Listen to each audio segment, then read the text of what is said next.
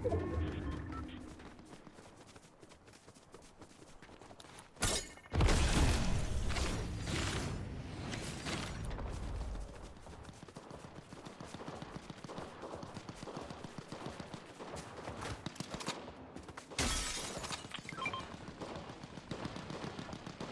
do I switch?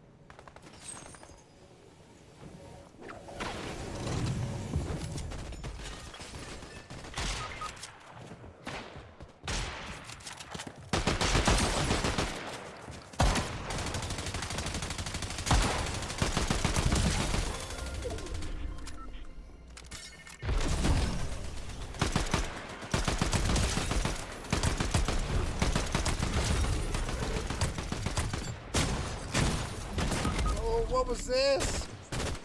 No, I'm out of the match.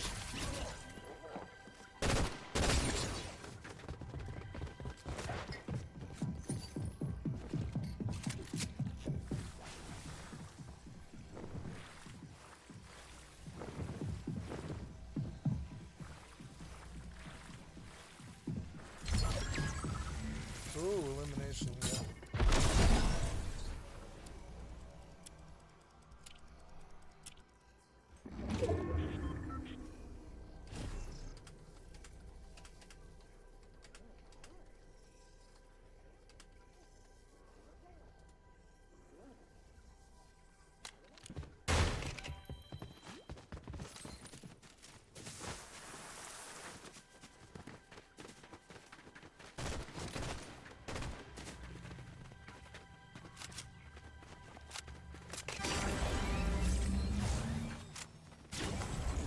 Oh my god, they're gonna res us.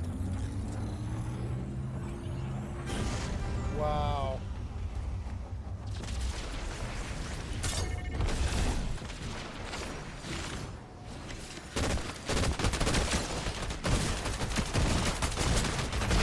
Yeah! Yeah! Woo! I would stay with this team, it was good. Yeah, skip. Stay with team? I'll stay with team. Fuck it. I like this team. Fuck yeah. Hey, perfect.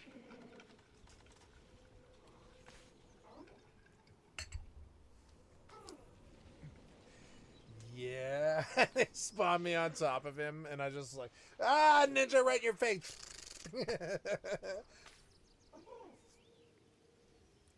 I killed him with a pistol too. Look, he's got all that loot and all that ammo and stuff, and I killed him with a pistol. Oh, nobody wanted to play more. Oh, play more. I want to play more. This is the only game that can keep my interest. It's so dumb.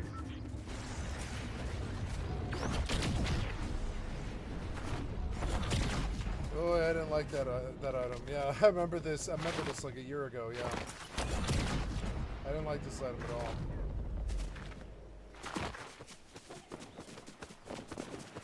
A lot of running, dude. Edit it out. Most of this is running. What are you doing? Oh, no, there's somebody around. Yeah, run him over. I love Twitch because you can just fucking watch somebody else while you're in between. Yeah, I mean, like, why not just fucking pop them? This is a squad fight? Yes, it is a squad fight.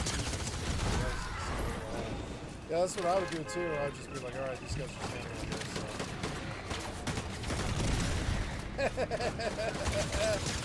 Oh, damn, he's cold. That's what I do. Alright, let's do this again. Alright, we're going back in again, bitch. Let's do this. Maybe I should put on some music, but nah, I'm okay. I'll probably just play all night. Fucking Fortnite, bitch. Yeah, you wanna go somewhere? Where do you want to go? Let's go to Sinister. I'll go to Sinister. I don't know. How many people? Yeah, I don't know. Like, did people get out? No, you went to go to Wonkyland. Oh, never mind. You went to go to Wonkyland? Oh, never mind. I'll go to that. Yeah, but I need a car. I'll just run to that. I don't care. I'd rather do that than dish my team.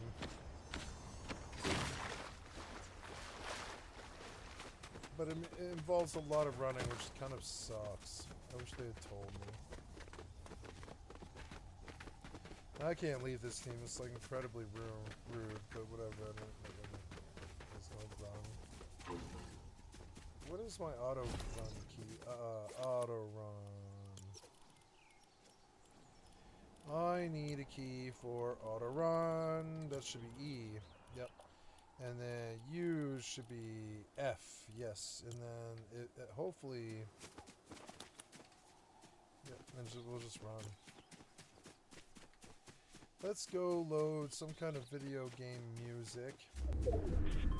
I want to hear Blinded by Light. I haven't heard that in a while.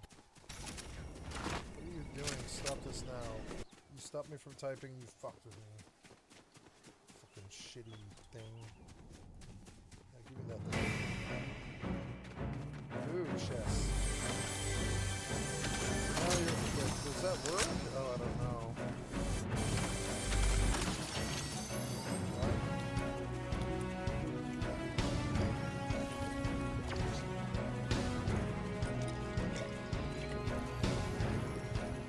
Yeah.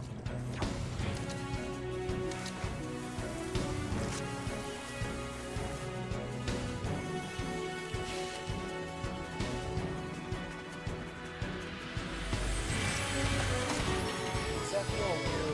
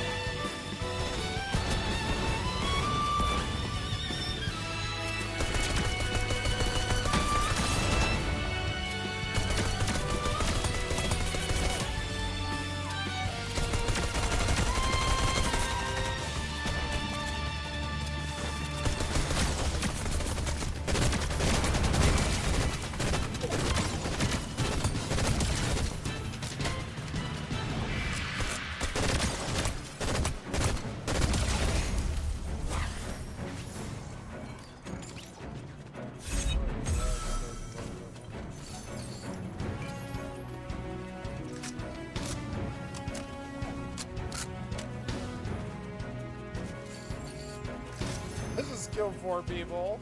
They were like boss, but still. Wait, did you drop a real gun? Oh, my headphones are gonna die.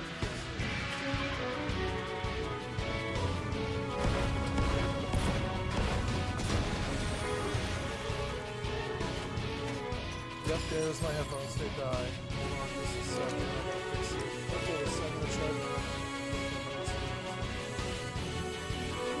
It's meant to be loud, so I'm gonna pause it. Yep. Switch over to my other headphones. Yeah, let's do this.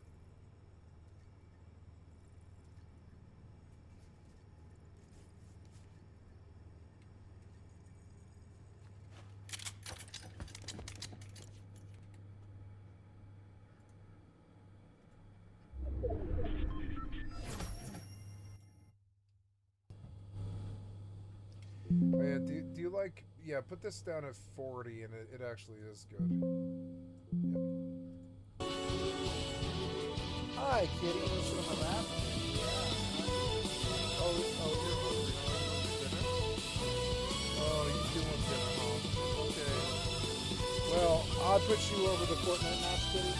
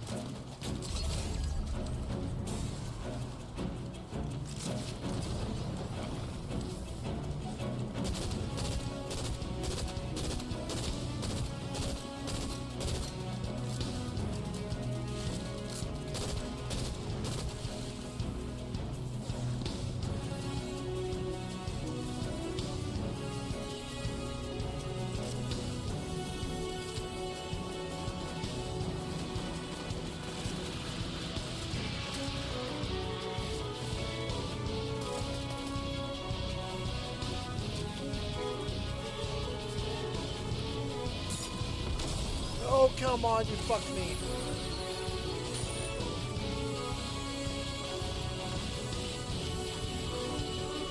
What? Come on, you fucked me! You fucked me, you stupid game! You fucking fucked me!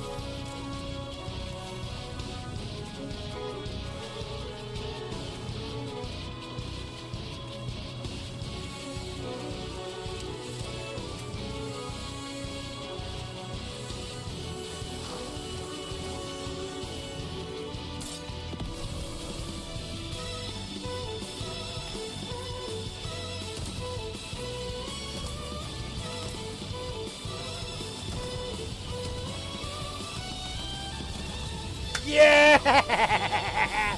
Oh, we got it!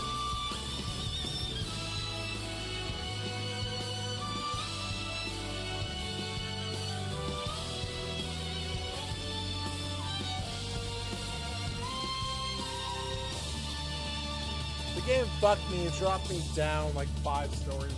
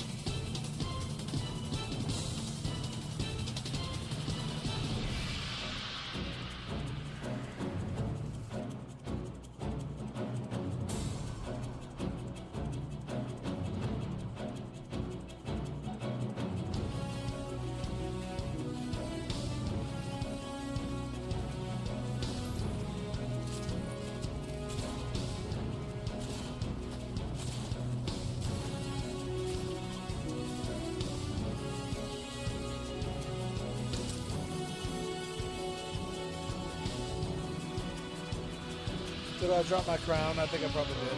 Fuck it.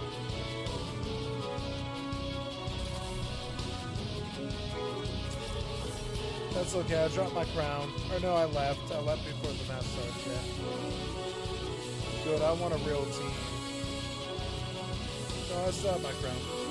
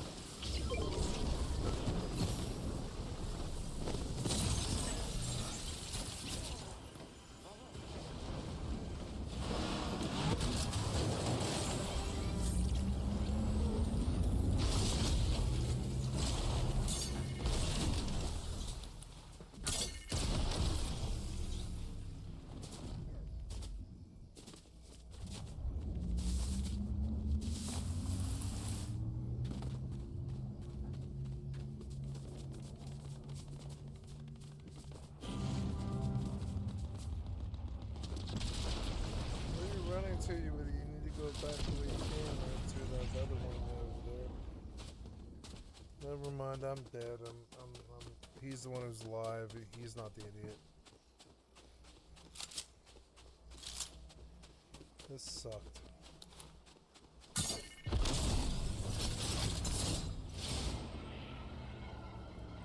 You're gonna save us off screen now. Okay. I'm staying with. Yeah, the car's good, but oh, you don't want to save us, huh?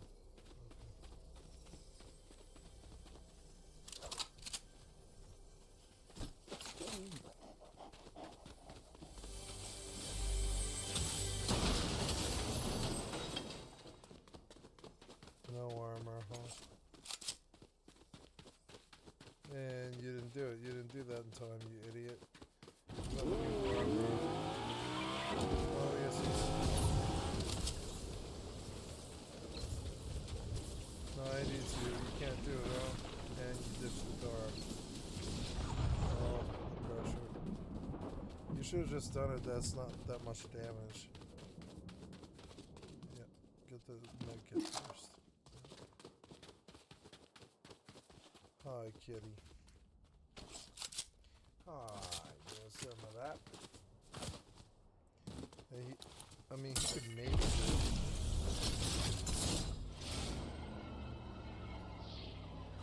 I believe in him.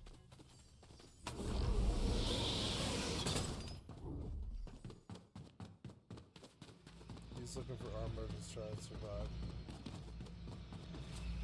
Oh, that's the storm. Get out of here. That's not gonna work. Keep going. Take the toilet, you idiot. The toilet.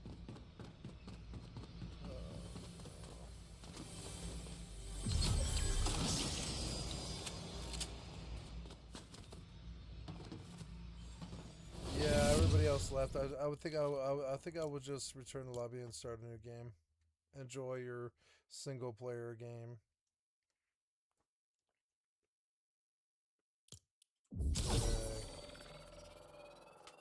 Hi, kitty. Are you happy? You want to sit on my lap?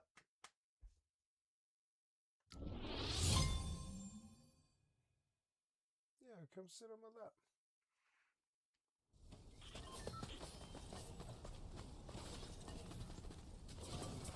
Oh.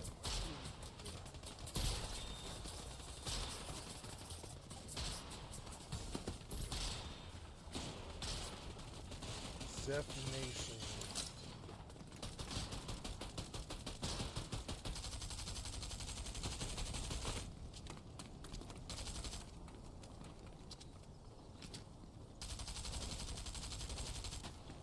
A teenager is running down the sidewalk.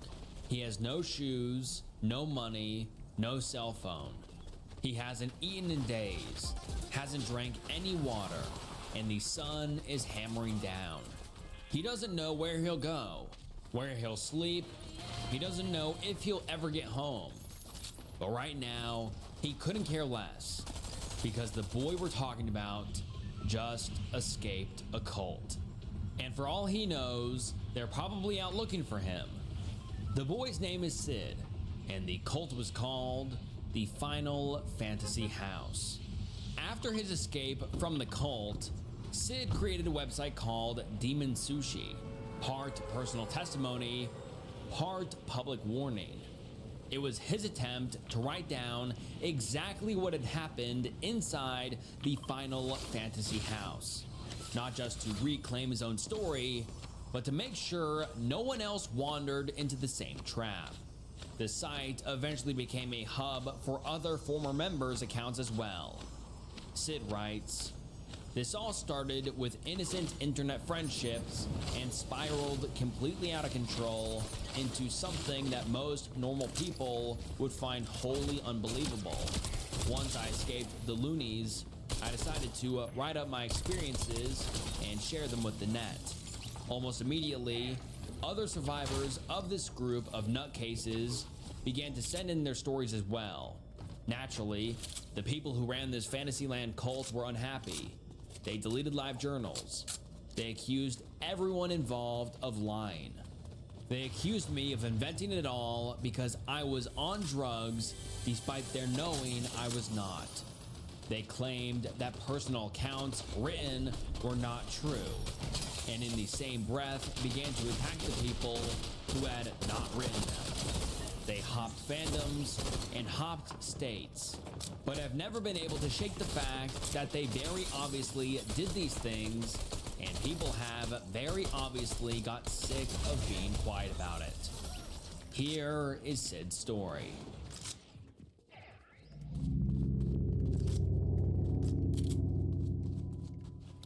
It was 2001 in Brooklyn, New York, when Sid was scrolling through messages on his AIM account. Sid, who was a freshman in college, lived in his parents' basement. His life, up to that point, had been rough. He suffered a toxic upbringing that left him emotionally and mentally scarred. Frequent scoldings, strict supervision, verbal thrashing, the works. But in Sid's fragile emotional state, he always found ways to cope. He liked to play video games. To be more specific, he liked to play Final Fantasy VII.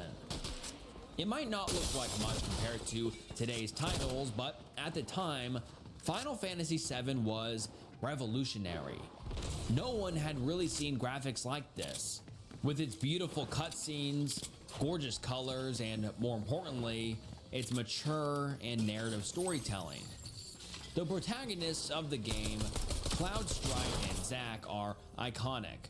The whole game is made to feel like a movie, and Sid really liked that. Not only was it beautiful, it was emotional and relatable. He played the game in 1998, and after that, Sid was a mega fan. He created and maintained a website dedicated to two of Final Fantasy VII's main characters, Cloud and Zack. To a lot of isolated teenagers online, they weren't just characters, they were idols. Heroes who endured suffering, reinvented themselves, and found purpose in a world that felt broken. Sid related to the characters so much. In fact, he decided to create a website to celebrate them.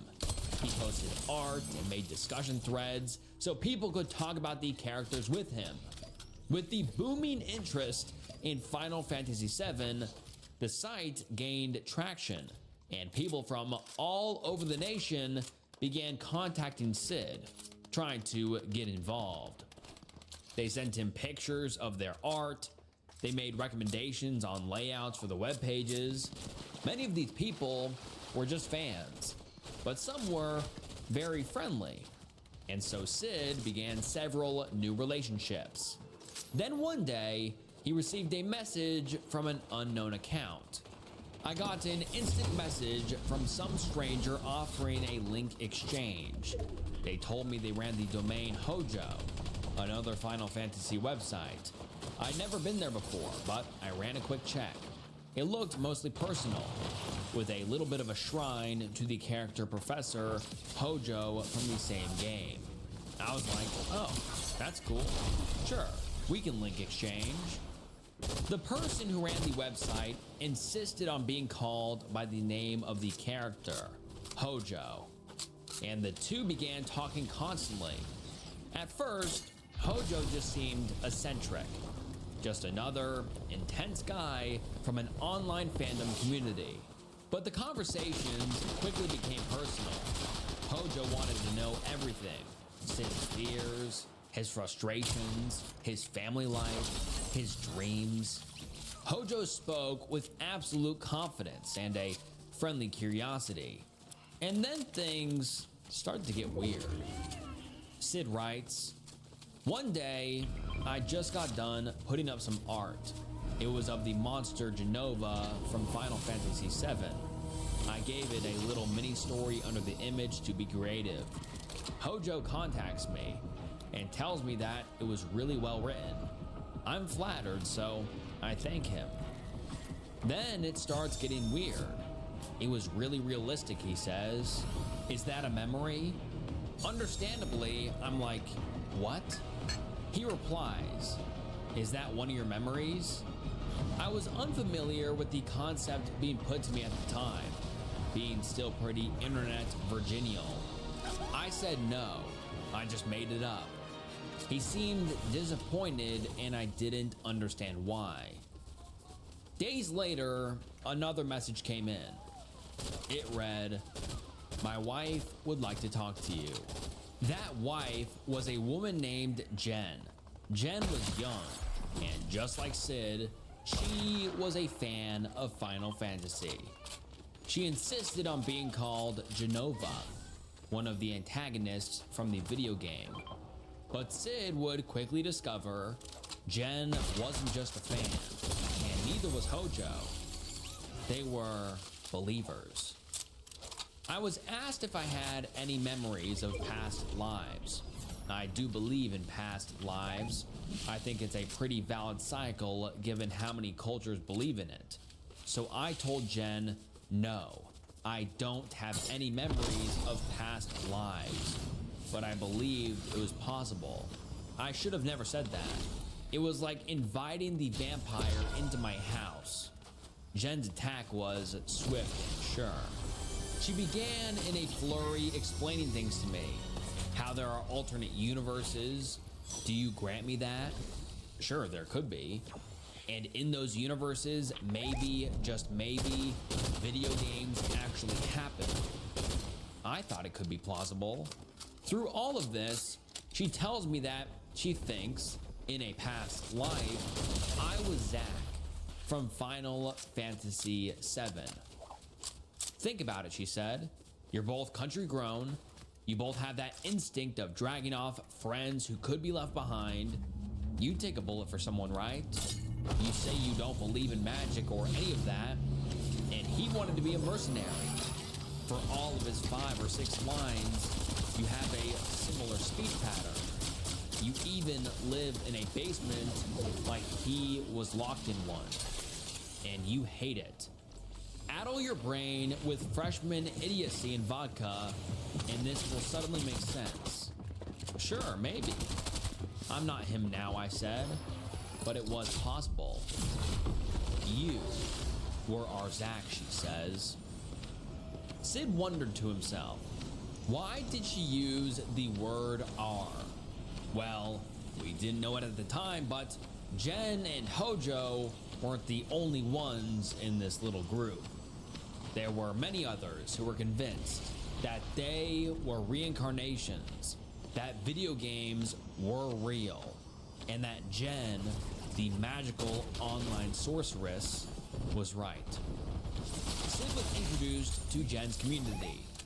Everyone went by nicknames, naturally pulled from Final Fantasy. Some lived nearby to Jen. Others lived across the country. Together, they were all friends, connected by these same interests, the same hobbies, but more importantly, Jen, she was the matriarch, so to speak, the leader of their band, and she had convinced everyone to live under the same delusion, that they were all living, breathing reincarnations of video game characters. Sid, of course, didn't believe any of this, but he played along. It was role-playing, he'd tell himself, nothing more. And for that matter, a host of other people seemed to be playing along.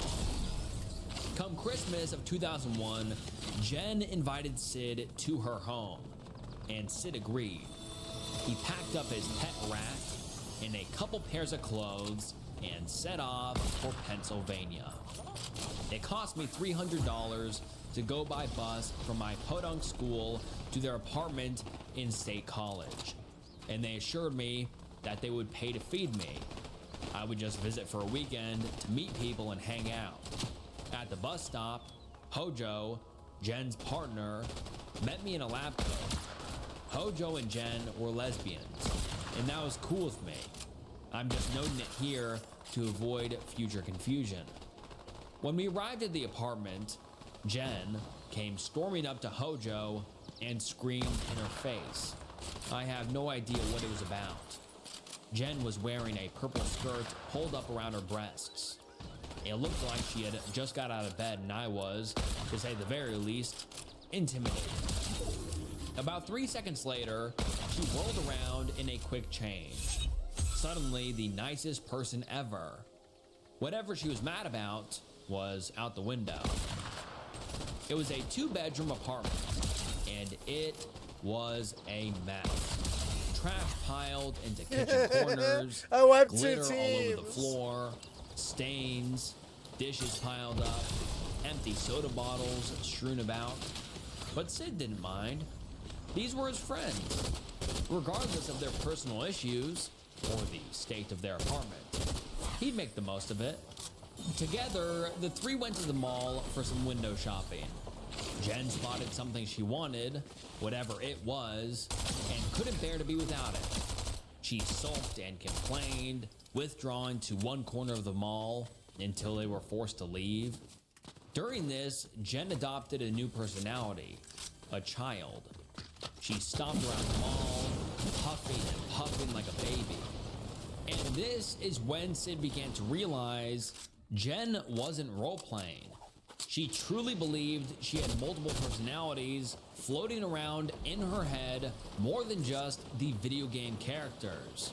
Over the coming days, Sid would witness these personalities, all of them being dramatic, extreme, manipulative.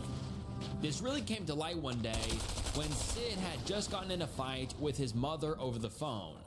Sid was not the kind of person who let himself cry, especially because there was usually no one around to care. But this time, someone was there. Sid writes, "I let myself cry at Jen's house. Jen and Hojo suggested I stay longer and began talking about very, very drastic measures. That I needed to get away from my home. That I could abandon my family. Here's the number of a youth support group." Jen told me that her mother was the same way, and that Hojo had to go all the way to California to rescue her. Jen's mom was apparently a horrible, abusive person who hated her daughter for being a lesbian. Her father was absent or divorced or something. It was never clear. She kept saying how even though her grandmother was rich, she didn't love her. She had stories about her abusive friend. I was sympathetic, always believing in that "don't complain, people have it worse than you" shtick. That conversation lingered in his head. Even when Sid returned home 2 days later, Jen's words echoed in the walls of his family home. A home where he felt so depressed, angry, isolated. But he didn't feel so alone with Jen and Hojo. He started to wonder if maybe those drastic measures were really that drastic. Why continue living his life in Brooklyn? Why spend his days trapped in a dark basement? Why stay with his family? Sid started to forget about the mess, the temper tantrums, the delusions. Maybe the Final Fantasy house was where he belonged.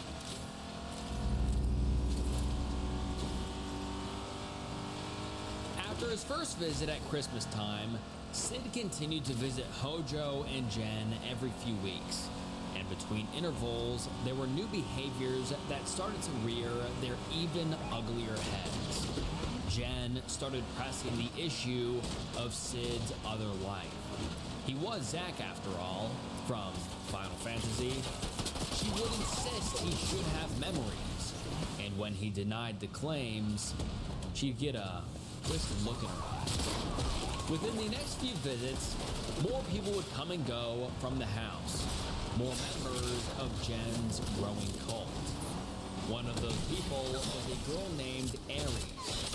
Sid and Aries had become fast friends. They talked all the time and saw each other often. She was sweet, kind, so it was no surprise that Sid came to really like Aries. But Jen had noticed that also. Jen wanted the two to become intimate. She dropped little comments at first, subtle little The hints. armor, the armor. And when that didn't work, Jen outright commanded Sid to sleep with her. She threatened to put an aphrodisiac in their food. Still, neither would budge. And in lieu of Sid's advances, Jen took it upon herself to court the young Aries. Jen approached Aries, acting stern. She started flirting. Aries was in no place to object. After all, Jen was the leader of their friend group, the owner of the home, the brokerage for all of their friendships. So Jen took her to bed.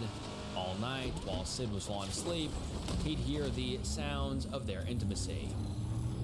It went on like this for days.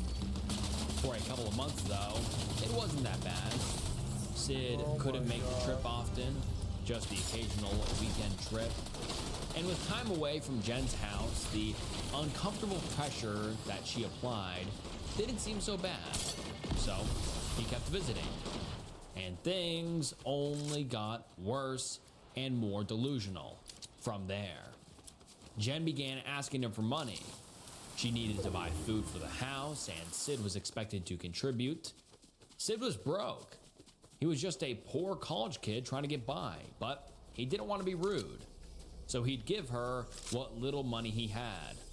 With that money, Jen would go buy steak. Expensive steak. That was all she ever wanted to eat. But Sid was allergic to red meat. He was raised vegetarian. His body never adapted to the heavy proteins. He told Jen that he couldn't eat the food, but Jen didn't care. So whenever he stayed at Jen's, he'd eat the steak, night after night, and he'd make himself sick. But it was okay. He'd manage. After all, Jen didn't mean to ignore his requests. The group mentality began to sink in. The longer Sid stayed, the harder it became to tell where hospitality ended and obligation began. Jen made every extra task feel like a favor, every sacrifice a proof of loyalty. By the time summer crept in, Sid had already been folded into the rhythm of the house. The dinners he couldn't eat, the magic battles, the talks about reincarnation, the endless expectations. So when Jen asked him to stay through the summer, it didn't feel like a question. It felt like the next thing that was always going to happen. So Sid grabbed his pet rat, a couple pairs of clothes, and took the long bus ride down to State College. He'd be living with Jen until the fall semester began. With no car and no phone, Sid spent his first days trudging through the summer heat, going from business to business, asking for a job, until a local supermarket. Oh, finally gave him a shot. yeah. He'd start that week. I got the killing The blow. pay wasn't much, but it was enough to cover his share of rent, staying at Jen's for the summer. Sid was elated, as any college kid would be. This is dumb. Get out this thing.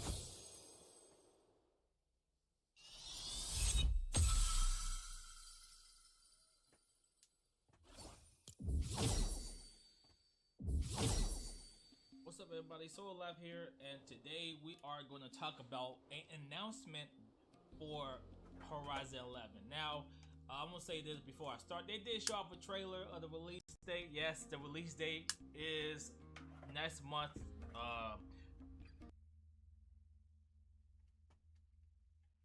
Wait, Tao's coming out in August? Put in vacation time for the first day, whatever. You can, but we gotta talk about the access to White Gate. But anyway, guys, thank God for watching. This is actually huge news. We waited for 4 years for this crap, almost 5. But, but anyway. I did mention okay, anybody know about the IS thing? The IS pretty much like a way that you're getting to White Gate. They've been saying that for a long time, and thank you, Nerf, for posting these pictures. This is very, very amazing. I hope you keep doing this every time they do something like a live stream or whatever. You're saving a lot of time and effort.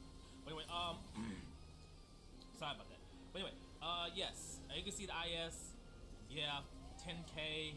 I will hoping not 10K, but 10K is instant teleport, instant boat pass, 30 minutes of pretty much like 30 minutes of what do you call it?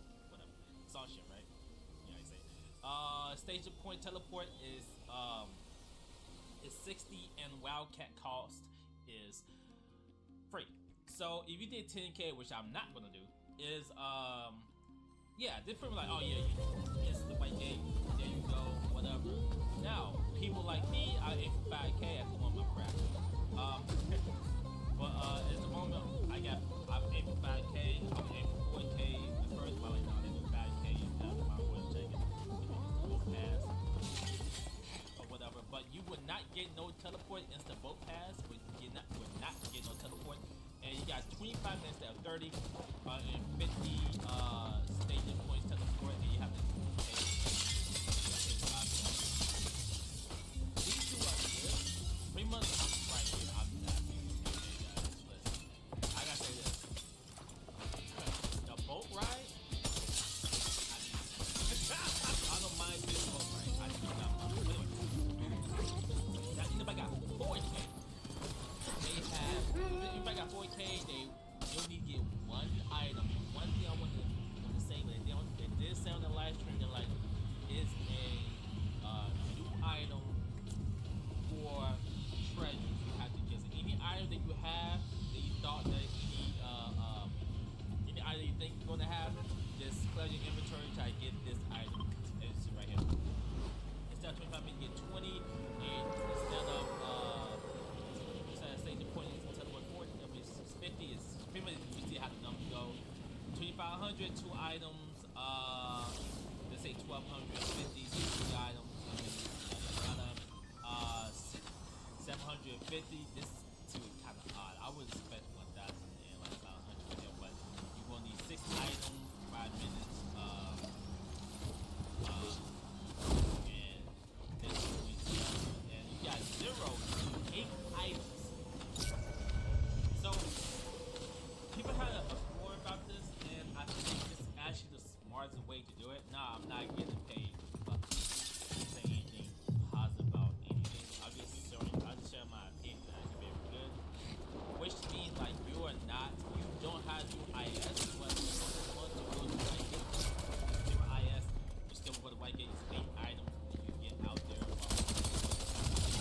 Hard, it's like, so like, what is the 8 item? What is the 6 item? What is the 8 item in total? What the name of? What is that? They ain't told us. They only wanted to say like, yeah, 8 items. Well, I'm getting to the 5.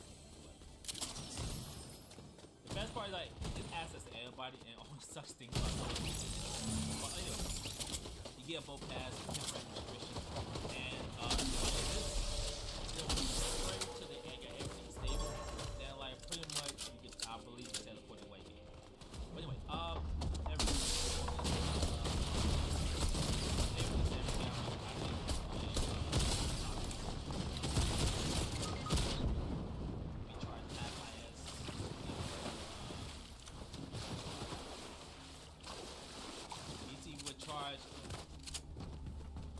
I'm so sorry.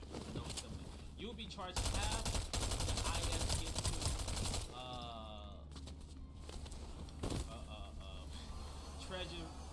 treasure assets. Example, if you have 10K, you'll be charged 5K. The item requirement, the boat pass, will be completely new item. This will not be the same item for your quest. Stuff job item. So throw that away. So you get the spin K.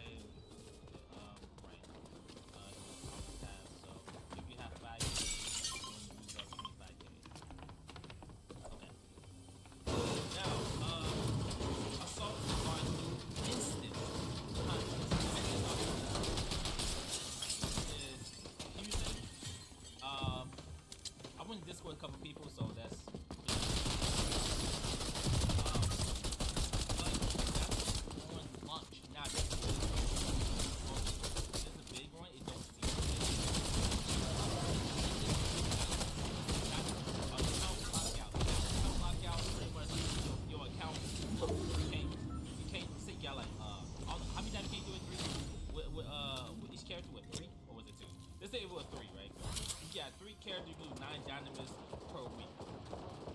slim that down to I won't be surprised if they release 2 Dynamics. No, not 2. I forgot to count. Because one reason I say that because like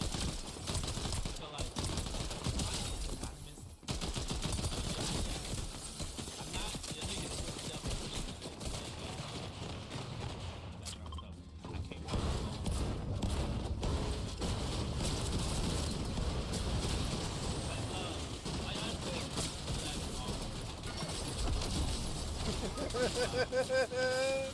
So changes how players the changes to how players into Dynamic itself. They didn't display or change. New milestone added to the roadmap for patch 21. Dynamic rework, major change. Blue Corsair and Blue Corsair Pup Relic armor won't be available on launch. They want to be available on launch. I believe they said yeah. These armor will be enabled 4 weeks after launch. Now, I'm gonna say this: you gotta wait even a month to get some relic.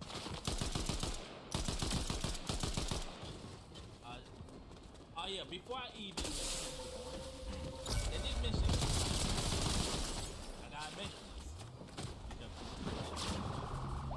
The three job Blue Corsair Pup cannot use relic weapons. They cannot use relics. So that just for the heads up. Okay. Now they updated it. They said like the core launch content, Arrow Plus, and more secrets to find out about.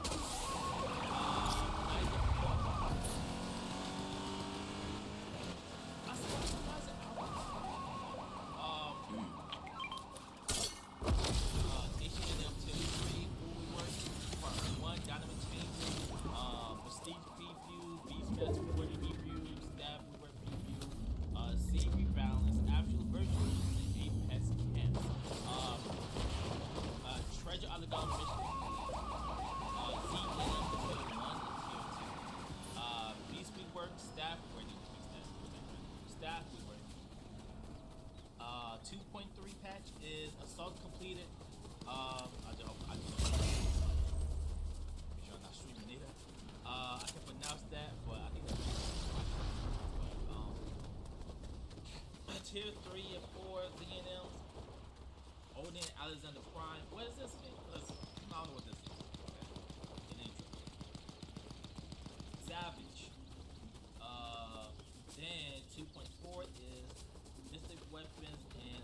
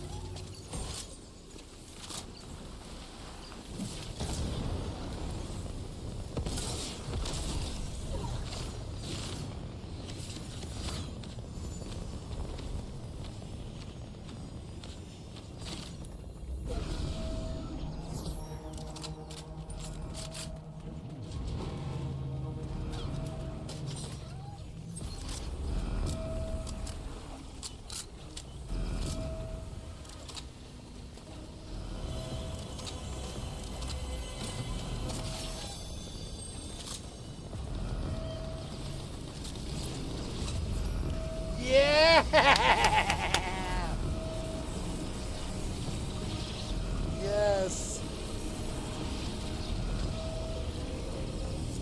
Yes.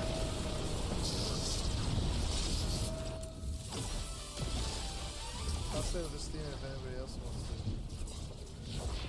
Yeah,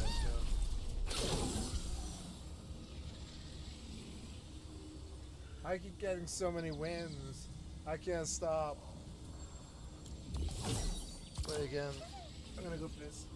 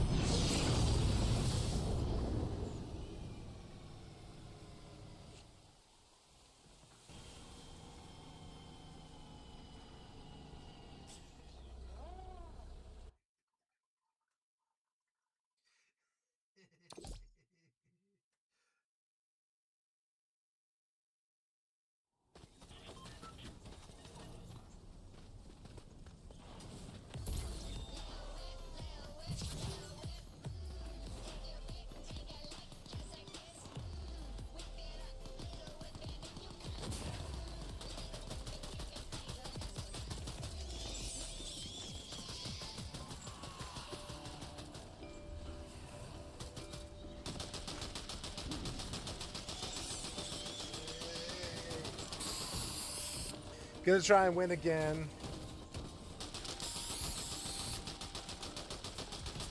I like winning. It's fun. Say like MCJ. That's one small step for man, I love Starfield.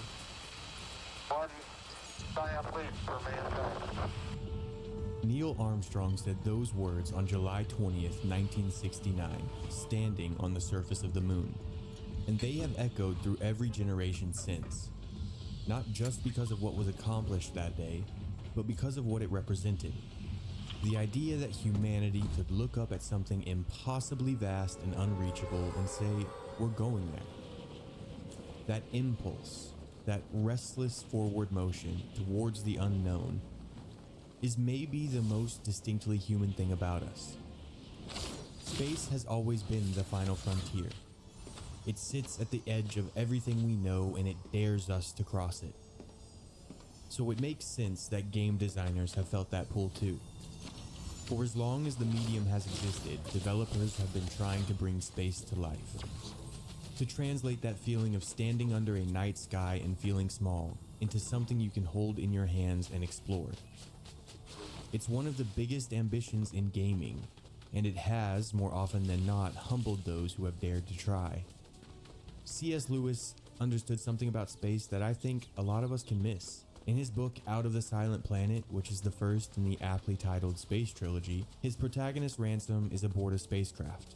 He's crossing the void between worlds, and he's waiting for the dread to set in, that cold emptiness, the fear and silence he had always associated with the word space. But it never comes. Instead, he finds himself overwhelmed by something that feels almost like warmth. Lewis goes on to write that Ransom had spent years carrying the dismal fancy of the black, cold vacuity, the utter deadness, which was supposed to separate the worlds. But then the reality of it dissolved that idea completely. No, Lewis writes, space was the wrong name. Older thinkers had been wiser when they named it simply the heavens. I think what Lewis is saying is that space isn't empty, it's just that our word for it has always been too small. You see, Lewis's solution to this problem of emptiness in space was a literary one. He could fill space with meaning through language and theology. Game designers, however, don't have that luxury. They have to fill it with something you can interact with, something to do. And as poetic as Lewis was, the truth is that real space is almost entirely nothing. There are distances that are so large that they break the human mind, and there's this almost violent silence. You see, this is the wall that every space game runs into eventually. And it's the wall that Todd Howard decided after 25 years of making some of the most beloved games on the planet to run at head first. This is Starfield. This, however, is not going to be a list of everything wrong with Starfield. There are videos like that, and they're fine. They will tell you about the loading screens and the empty planets, but I think those are the least interesting things about this game.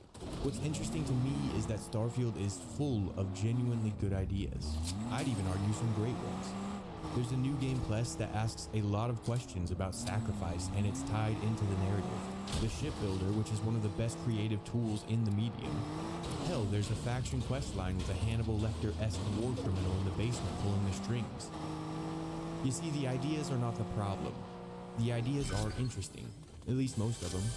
Yet almost every one of them is undercut, diffused, or abandoned at the exact moment it would have succeeded in delivering either memorable writing or gameplay.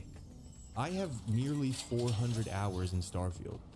I didn't play it for 400 hours to make this video, or because I hated it and I wanted to be thorough about my dismantling of it. I played it because large parts of it are enjoyable, and because every time I started to drift away, it would do something, like let me build a ship, or drop me into a quest with a real idea in it, or show me a vista that stopped me cold. These things would pull me back. Yet, I cannot in good conscience say this is a good game. I am entirely convinced that Starfield is one of the most fascinating failures the medium has produced in a very long time. Not just because it's bad, because it's so close to being good. Let me show you what I mean. Going off the map and seeing if there truly be dragons.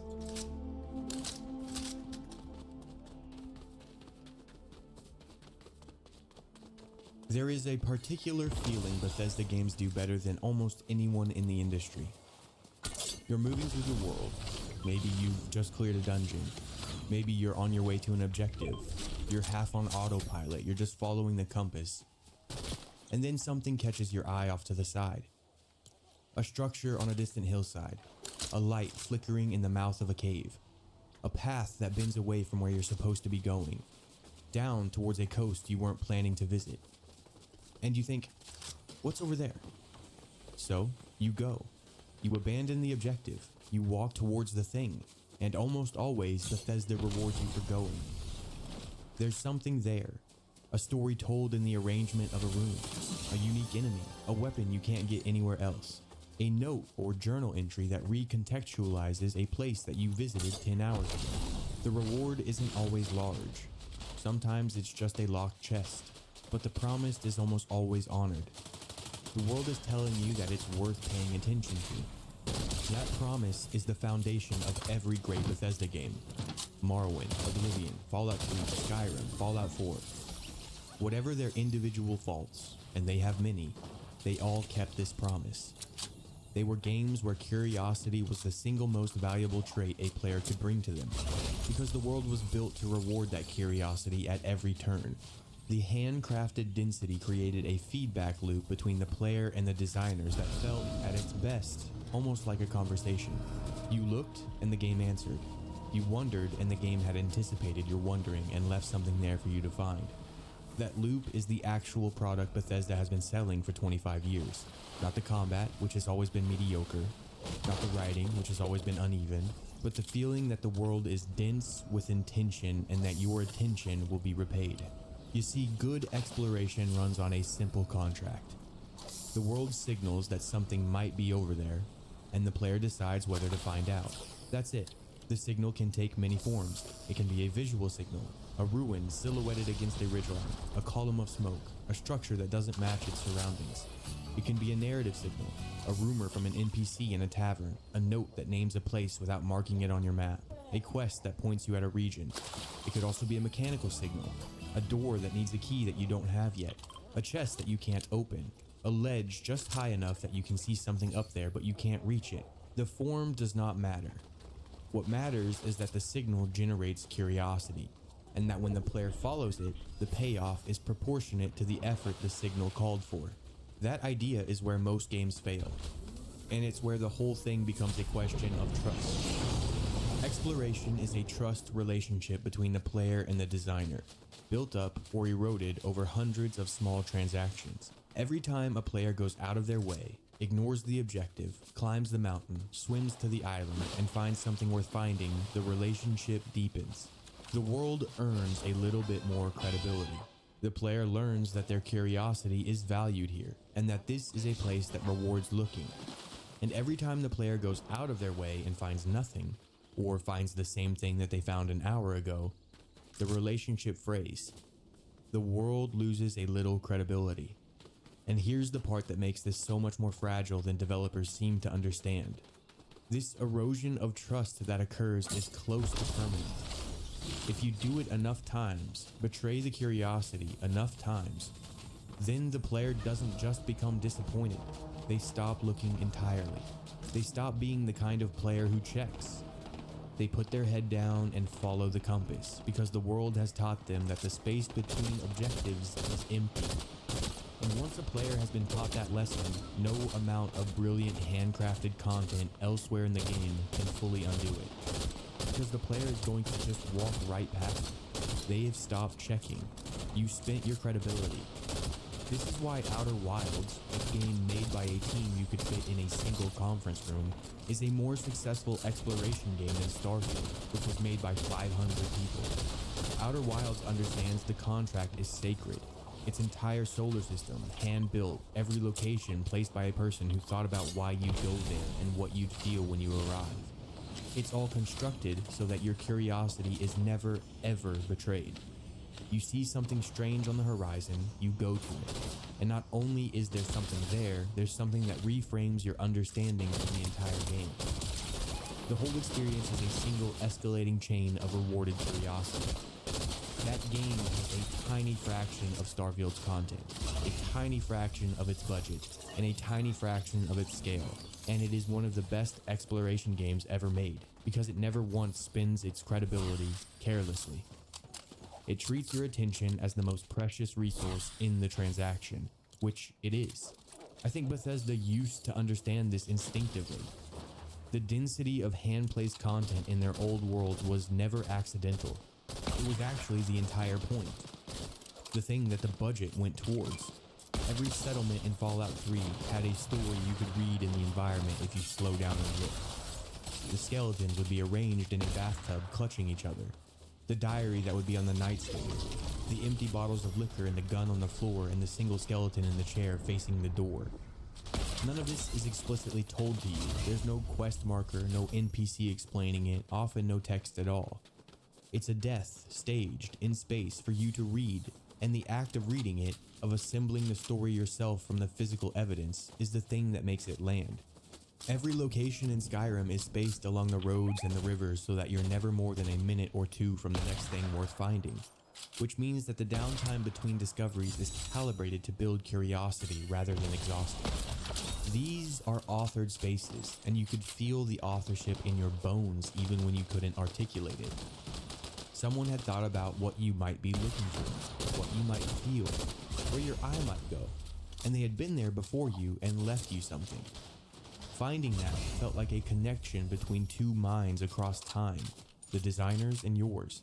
That feeling of being met by an intelligence that anticipated you is the thing that made people put 4,000 hours into Skyrim and keep modding it 15 years later. I say this because this is the baseline that Starfield is measured against. And here is the irony about the entire situation.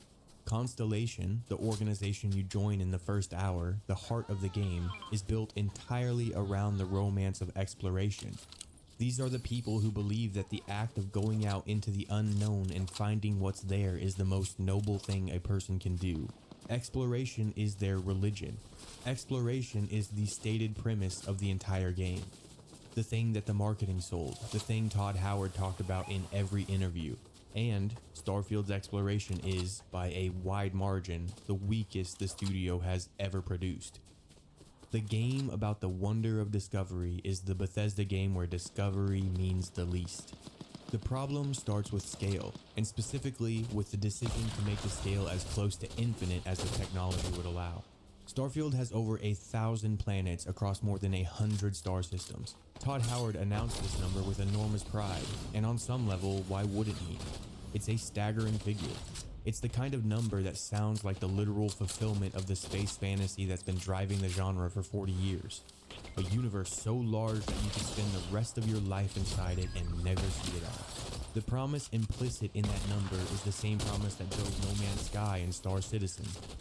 However, what that number actually represents is the moment Bethesda's greatest strength inverted into its greatest weakness. And the story of how it happened is on the record. Bruce Nesmith was a senior systems designer on Starfield before he retired during its development. He was a veteran who had been at the studio for years, who'd been the lead designer on Skyrim. He has described in interviews after leaving where the 1,000 planets came from. His original pitch was for roughly 24 star systems. That is a completely different game. 24 systems, each one curated, each one populated with intentional, hand-considered content. Each one with its own identity and its own reason to exist and its own reason for you to go there. That's a scale where the exploration contract can be honored. And then, Nesmith explains, the team cracked the procedural generation. They built a template that could generate and populate a system automatically. And once the template worked, someone looked at it and made the decision that was kinda logical. It was also catastrophic. You see, if the template can make one system, it can make 100. If it can make 100, it can make 1,000. People love big games, the reasoning went. They love that vast open space to roam. So, let's give them as much of it as the engine can produce. The problem with procedural generation at scale is never that the technology fails. The technology works. The problem is that procedural generation produces variation without meaning.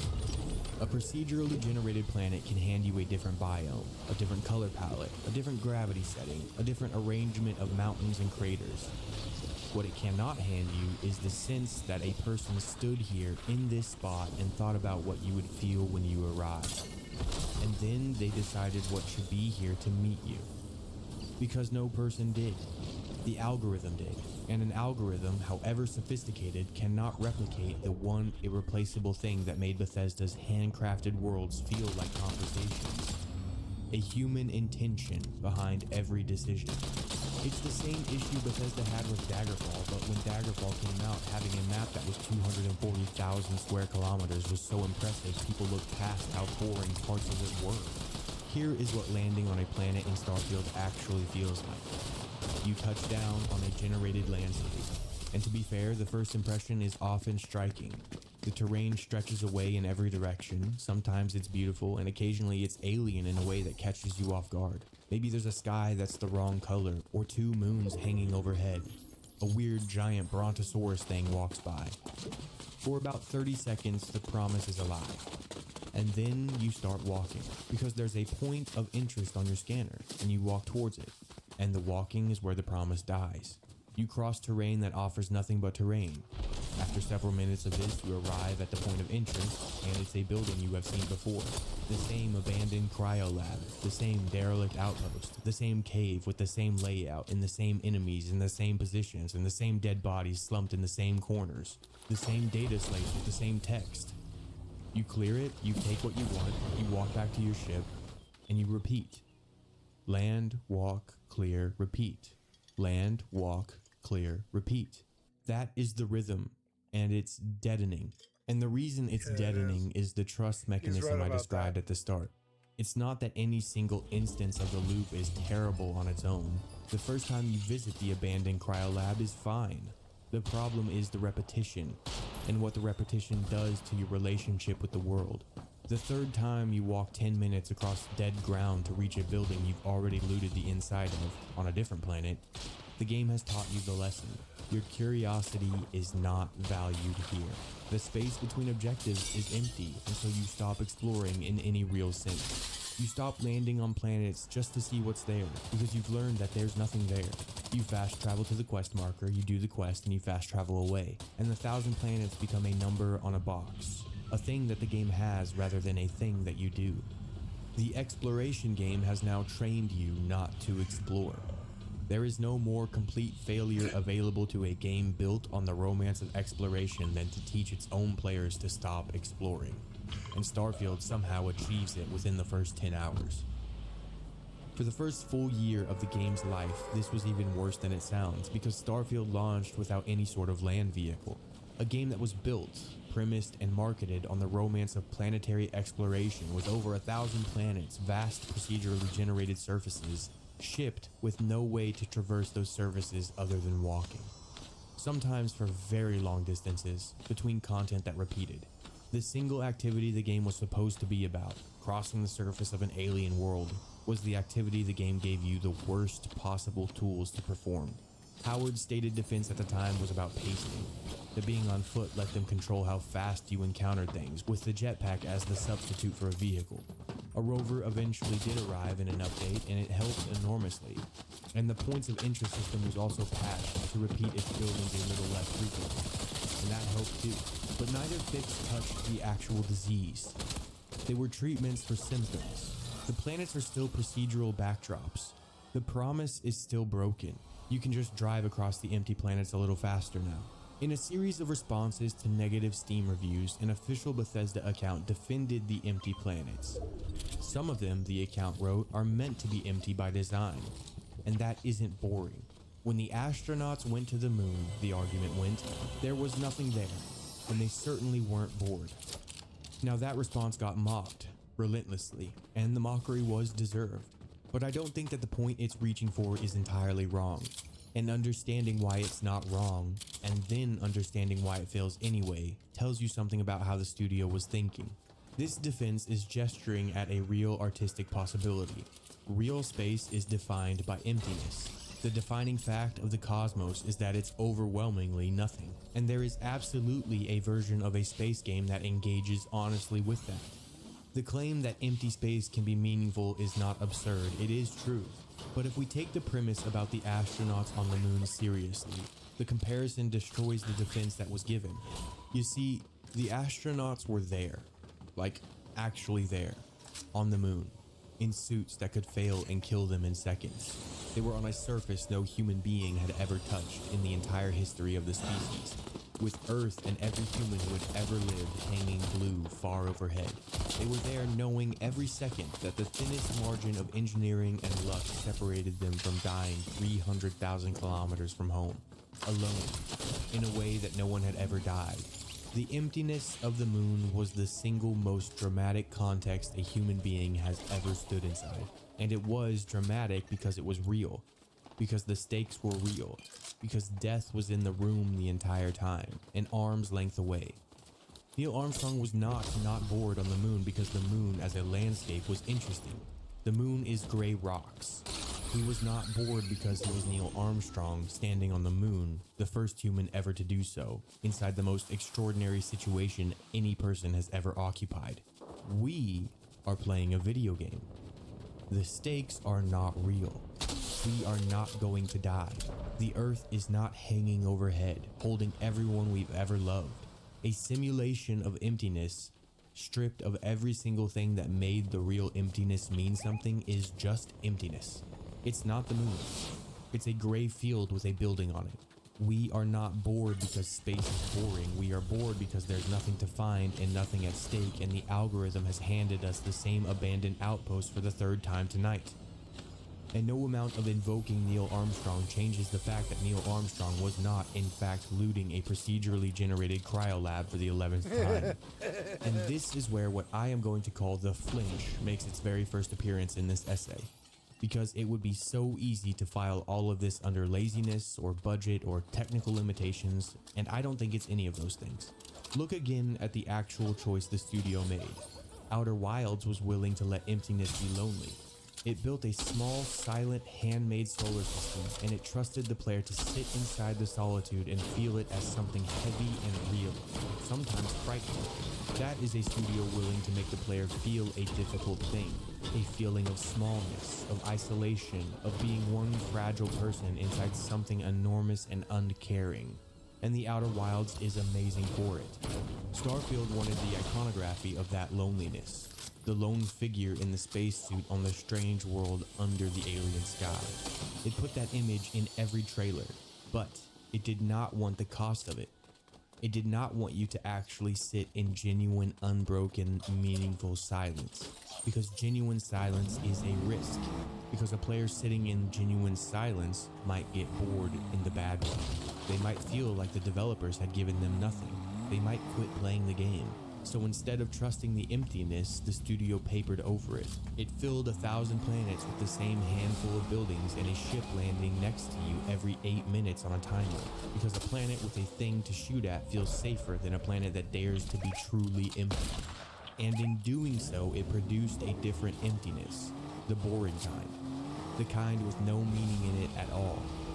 Repetition standing in for solitude. The studio flinched from real loneliness.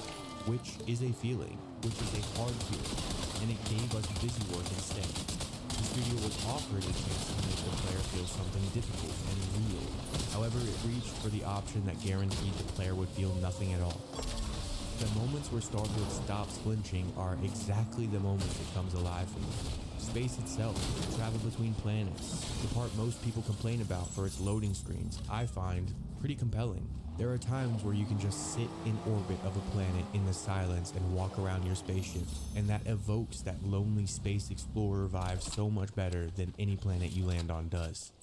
But you also have the random encounters in the void, a distress signal that turns out to be a trap, a traitor hailing you, a pirate ambush, a ship running dark with transmissions that you can't quite make out. These break up the journey in ways that feel organic, and occasionally they actually surprise me. And they happen to you.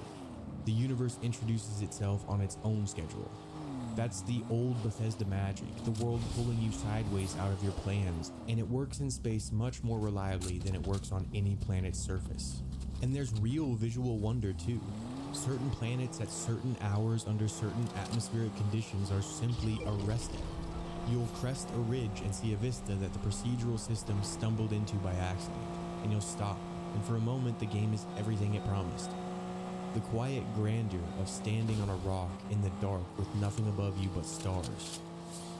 Which is, in the end, the whole tragedy of exploration.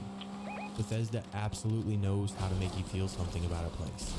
They prove it in these fleeting, accidental moments.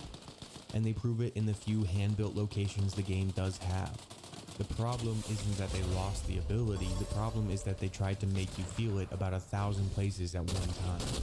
Wonder runs on scarcity. It is definitionally a response to the rare and the singular. The more planets there are, the less any individual planet can possibly mean. You cannot mass produce awe. The 1,000 planets were never a gift to the player. They were something from a studio that wanted the feeling of the infinite without paying the price of making any single piece of that infinity matter. They reached for the grandest possible scale because the scale is impressive on a stage and in a board meeting. But when they reached for it, it sacrificed the only thing that could have made the scale worth having. To reach for scale instead of meaning, to want the feeling of a thing without paying its cost, to flinch from the hard and grab for the safe, is not a quirk of the exploration system alone. It's the entire game. All of this just works. It's not, I'm not kidding.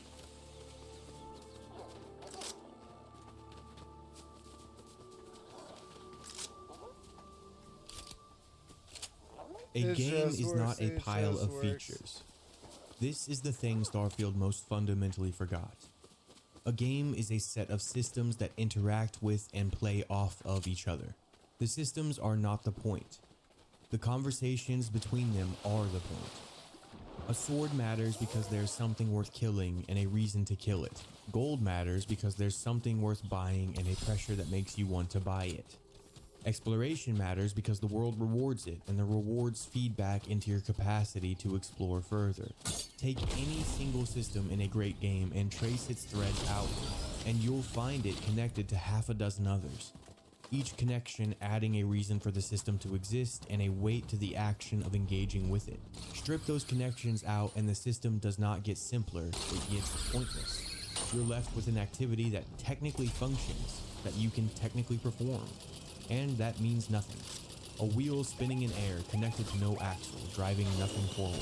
Starfield is full of wheels spinning in air. It is in a sense a museum of them.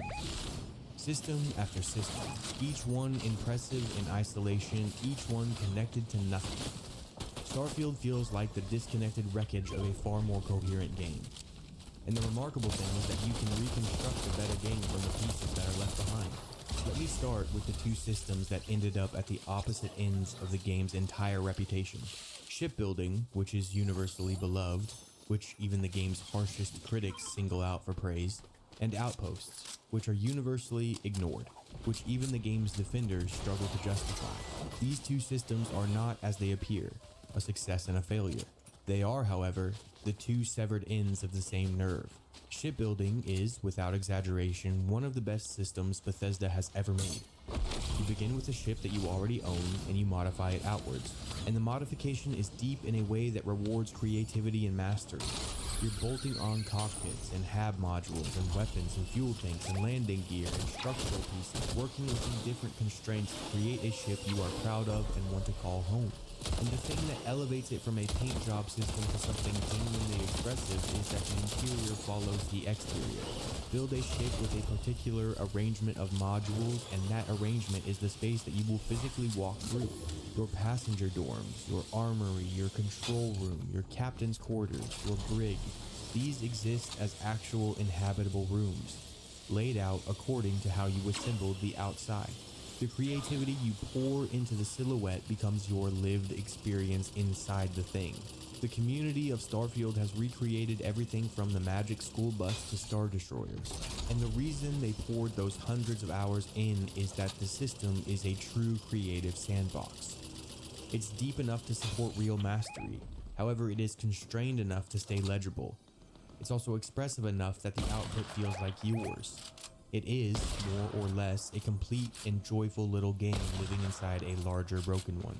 Now the outpost system, which is, by contrast, deep, elaborate, and almost entirely pointless. You could build extraction networks that pull resources out of the ground. You can construct manufacturing chains that turn those raw resources into refined components. You can link outposts across different star systems with cargo routes, establishing a base on this world for its helium and that world for its iron, knitting them into a supply network. You can assign crew. It is mechanically a genuine base building and logistics game, and it does work, in the sense that all the parts do what they say they're gonna do. And there is, in the actual game as shipped, almost no reason on Earth to engage with any of it. Or should I say, no reason in the settled systems. Because credits are abundant, you're swimming in them by the mid-game, and every resource you could possibly mine is sitting for sale in any city market. The entire towering apparatus of extraction and refinement and logistics solves a problem the game does not have. There is no scarcity for it to address. I know this firsthand. I spent roughly 12 hours building a 23 outpost daisy chain spanning multiple star systems. It had an automated supply network piping every extractable resource in the game to a single central hub.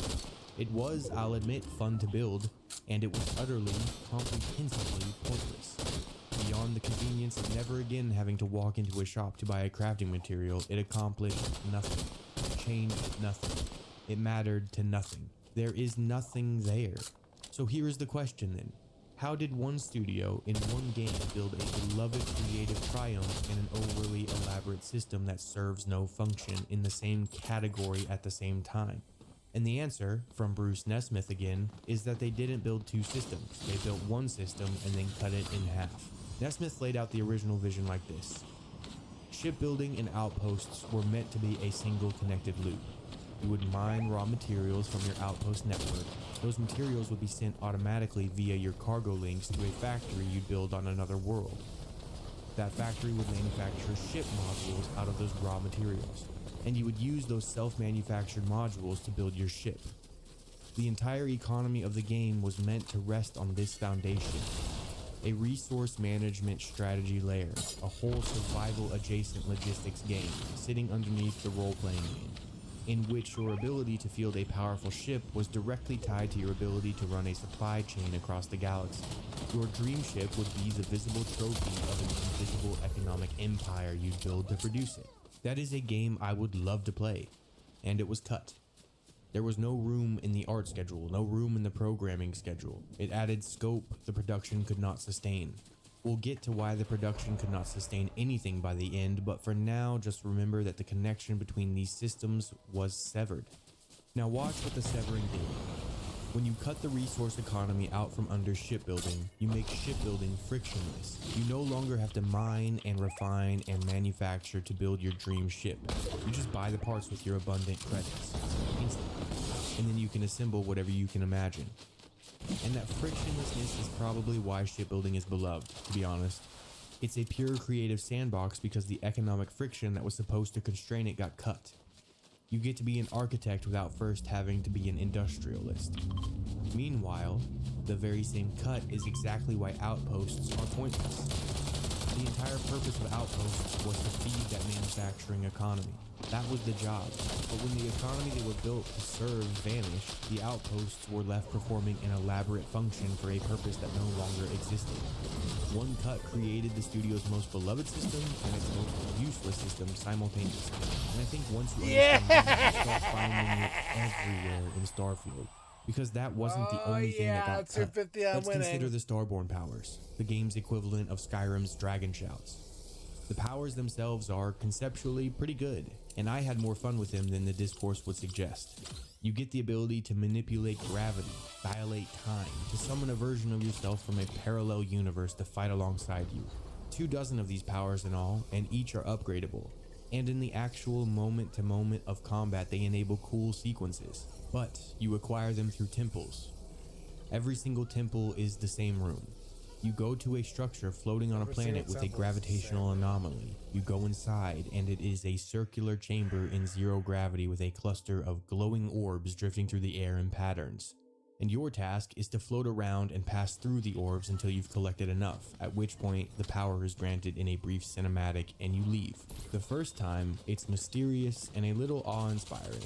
However, the second temple is the same room. The third temple is the same room. By the 10th, the awe is non-existent, and what remains is a chore you perform to unlock abilities you want. The orb collection isn't a puzzle. There's nothing to solve. It's what mosquitoes do on a hot summer night, drifting and weaving towards lights. And to fully upgrade every power through the system as designed, you would need to complete 240 of these identical rooms across 10 playthroughs. Fortunately, a modder built a tool that strips the minigame out entirely and lets you walk in and just receive the power because they correctly judged the intended experience to be, in their words, insane. Now, why is the temple a severed connection and not just a bad minigame? Because compare it to what it's imitating. Skyrim's Dragon Shouts were woven directly into the act of exploration. You found the words of power on the walls of dungeons and ruins you were already exploring for a dozen other reasons. The acquisition of power and the discovery of the world were the same activity, each one motivating and rewarding the other. The shout was a prize you stumbled into while doing the thing the game was already about. They were connected. Starfield severs that connection completely. The power is over here behind an identical isolated minigame that has nothing to do with the world around it. The world is over there, and the two of them will never touch. They never enrich each other. They never combine into something larger than either. With the connection gone, all that's left is a bare transaction. Perform the action, receive the upgrade. It becomes a vending machine you're asked to operate 240 times. Or take something more basic which Bethesda buried inside the skill tree in a way that I genuinely struggle to explain except as a symptom of the disorganization we'll diagnose later. You see, you can boost with your jetpack, a core traversal and combat ability, one of the most distinctive things in the game, but only after you spent a perk point to unlock the boost pack training skill. You can also target and disable specific subsystems on an enemy ship, the single most tactically interesting layer of space combat, but only after you've unlocked the relevant perk. And worse, the game tells you the targeting ability exists and prompts you towards it, but it never tells you that the actual ability to do it is gated behind a skill you may not have bought. There's also a combat slide, but it's hidden behind the gymnastics skill, and it's never tutorialized, never even hinted at, not even mentioned after you've purchased the perk that grants it. You can also peek around cover by standing near a corner and aiming. Did you know that? I didn't for the first 150 hours, because Starfield never mentions this as possible. Not once, anywhere. Now, I'm personally fine with a game that doesn't hold my hand. Gating progression behind a skill tree, making the player choose what kind of character to build and live with the consequences, made character building in Starfield feel more intentional and more satisfying than the come one, come all approach of some of Bethesda's other games. But this isn't that. This isn't a game trusting my intelligence and asking me to make a meaningful build choice. This is something just weirder. This is a game that hides its own gameplay from the player, that locks fundamental mechanics behind obscure perks and then fails to communicate anywhere that those mechanics exist at all. And the only explanation I can construct that makes sense of it is that the designers themselves, working across an enormous and fragmented team, did not have a unified picture of what the game's mechanics were. One team perhaps built the corner peeking cover mechanic, and another team built the tutorial, and the two never spoke. Or that the targeting system and the perk that gates it and the quest designers that prompts you towards it were built by people who weren't coordinating. Which makes sense if the persistent reports are true that Starfield was built without a comprehensive design document. Bethesda handed the player a toolbox and then hid all the tools inside it, in locked drawers, with no labels, and then seemed genuinely surprised when players complained that the box felt empty. Let's just step back and look at the whole pattern at once. Shipbuilding severed from the economy, and so it became frictionless. Outposts severed from the economy, and so they became elaborate and pointless. Powers severed from exploration, and so they became reduced to a grind. Mechanics severed from any sort of tutorialization, and so they became hidden from the player. Every one of these is the same thing. A good idea, sometimes a great idea, cut off from the connecting tissue that was supposed to give it a reason to exist, and left to spin in the air. Starfield is a game packed to bursting with components and starved of the connections between them. It has more systems than most games in its genre and less coherence than nearly any of them. The creation engine excuse is the single most common way this gets explained away, and it's wrong. You see, the argument you hear constantly is that the creation engine is ancient, a creaking relic held together with tape, fundamentally incapable of modern game design. And that is why the bosses that you'll fight are bullet sponges, and the world is full of loading screens and the systems don't connect. The engine, the story goes, is the prison, and Bethesda are merely its inmates. But I don't think this holds up. Nearly every major combat encounter in Starfield climaxes with a bullet sponge, an enemy with a grotesquely inflated health pool that you deal with by standing in roughly one place and emptying magazines into it until it falls over. The single most egregious example is the climactic boss of the UC Vanguard questline. This creature is, in the fiction, a psychic apex predator, an alien so far up the evolutionary ladder that it can control minds, dominate other creatures, and induce hallucinations in its prey. It is the single most interesting candidate for a creative, mechanically rich, multi-phase boss fight in the entire game. And what you actually do is shoot the big one until it stops moving. And here's the thing, the same creation engine we all complain about, the same supposedly ancient, incapable relic produced in Fallout 76, inventive raid bosses. There's an encounter in that game built around irradiated mole rats where you sprint through a maze of tunnels gathering gasoline to fuel a drill while you're being hunted. There's a fight with phases and mechanics and spatial puzzles and actual ideas in it. This is the same engine. The engine that, according to the excuse, cannot do interesting boss fights, demonstrably did interesting boss fights in a Bethesda game on the same technology. The engine is not the thing that made the Terrormorph a bullet sponge. Their creation engine is not too old to make a good boss fight. The people operating the creation engine are not creative enough to leverage what it can do in interesting ways. Look, I know that probably pissed a lot of you off, but I will go in depth on the engine later in this essay, because I do also have my gripes about it. But Starfield's system level failures are not the limits of a tool in my opinion, but the consequences of poor management and a lack of communication regarding the different parts of the game's design. Again, Bethesda seems to have flinched, and they didn't commit to making a coherent, mechanically connected game. But the most egregious flinch is yet to come. And you're going to give this great American novel to the player. And what are they going to do with it? They're going to rip out every page and make big difference. A story needs the possibility that things could go wrong. A story needs the genuine possibility that a choice could cost you, that a person could turn away from you and not come back, that you could be complicit in something you can't undo, that you could be wrong. Drama is, at its root, the tension generated by an uncertain outcome that matters. Remove the uncertainty, or remove the mattering, and you do not get a gentler story, you get the absence of story. Because every dramatic structure ever devised, comedy and tragedy and everything in between, runs on the engine of consequence, and a machine with its engine removed does not run at all. Starfield removes the engine. It does so methodically, consistently, across every faction and every companion, with a kind of unwavering discipline that would be admirable if it weren't the reason why the writing falls so abysmally flat. The game builds situation after situation that sits one good decision away from real drama. And then, every single time, at the exact moment the decision should land, it declines to let the decision matter. This again is the flinch, but here it has migrated from the level design into the writing.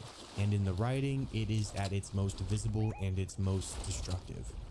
This studio is afraid of consequence the way some people are afraid of confrontation. They have a deep, reflexive, almost physical aversion, and it will distort an entire questline. They will undermine their own best ideas. They will sabotage characters rather than allow a single moment where the player genuinely loses. Let me begin with the companions. Starfield gives you 4 primary companions, the members of Constellation who travel with you: Sarah Morgan, Samco, Barrett, and Andreja. They are voiced well, they're designed well, and given personal quest lines that have some solid structures and raise interesting questions, and they all share one fatal characteristic that hollows nearly all of that work out from the inside. They are all nice. Not nice as a personality trait, which would be completely fine. Plenty of great characters are kind people, but nice in a way that is enforced identically across all 4 of them, and that flattens them into a single moral object wearing 4 faces. They approve when you tell the truth, when you show mercy, when you help people, when you take the lawful and generous path. They disapprove when you steal, when you kill, when you lie, when you choose the ruthless option. And they do this in nearly identical ways, with nearly identical thresholds, so that traveling with any of them exerts the same moral pressure in the same direction. There is no role to play here because every companion wants you to play the identical role. A fundamentally decent person who does the decent thing and who is mildly chided for any deviation in any direction from a narrow band of niceness. Now, as I said, the problem is not niceness as a quality. Let me be very clear. The problem is what enforced niceness does to stakes, and specifically to the stakes of a relationship. A relationship is dramatically interesting only to the extent that it could go wrong. The warmth means something only because the warmth could be withdrawn. The approval matters only because disapproval could cost you something. Think about the companions in a game like Baldur's Gate 3, where a companion can come to despise you, can leave your party, can actively turn against you, where your choices can permanently close off romance or friendship, where the relationship is a real thing with real fragility. Bethesda built a cast that is constitutionally incapable of fracturing. Whatever you do, however you play, the companions process it through the same filter and arrive, eventually, inevitably, back at loving you. The relationship has no downside risk whatsoever. And a relationship with no downside risk is not a relationship. It's a fan club. The companions are not people who might or might not come to care about you depending on who you are. They are admirers whose admiration is guaranteed by the system. And guaranteed admiration is worth precisely nothing, because it reflects nothing about you and risks nothing itself.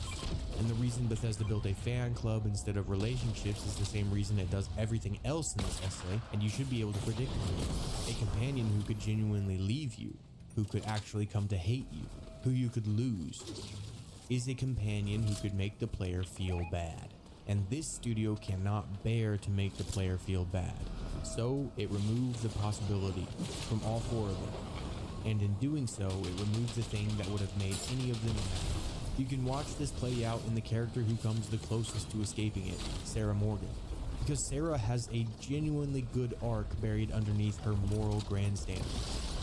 Sarah is the leader of Constellation. She's a former military officer and she has an emotional wound. She once commanded an expedition that ended in catastrophe. She made the calls, people died under her command, and the guilt of it has affected her entire personality in the years since. Her personal questline will take her back to that site of the disaster, and the guilt she confronts here isn't simply that her crew died, it's that she knew roughly where they'd gone down and she made the decision to save herself rather than attempt a rescue that was, by any rational measure, almost certainly hopeless and suicidal.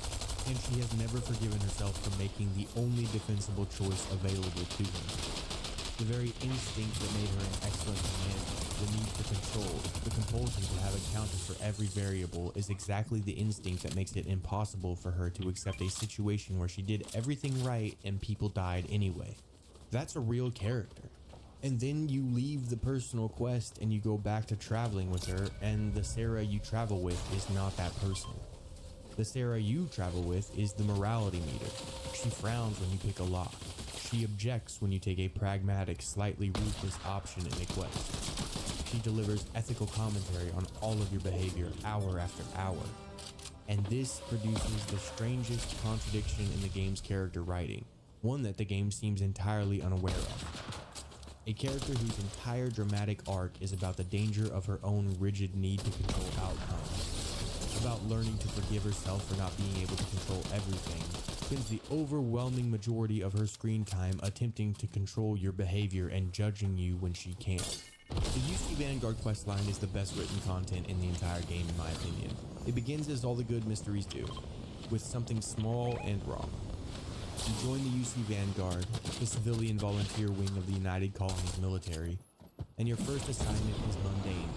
Investigate a communications blackout at a remote agricultural outpost on a planet called Tau Ceti 2. What you find is a single survivor and a terror, the game's apex predator alien that I mentioned earlier. And you also find a detail that doesn't fit.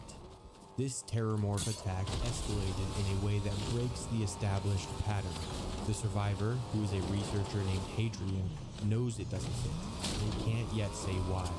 And from that small wrong detail, the questline escalates by increments, the way a real investigation would escalate.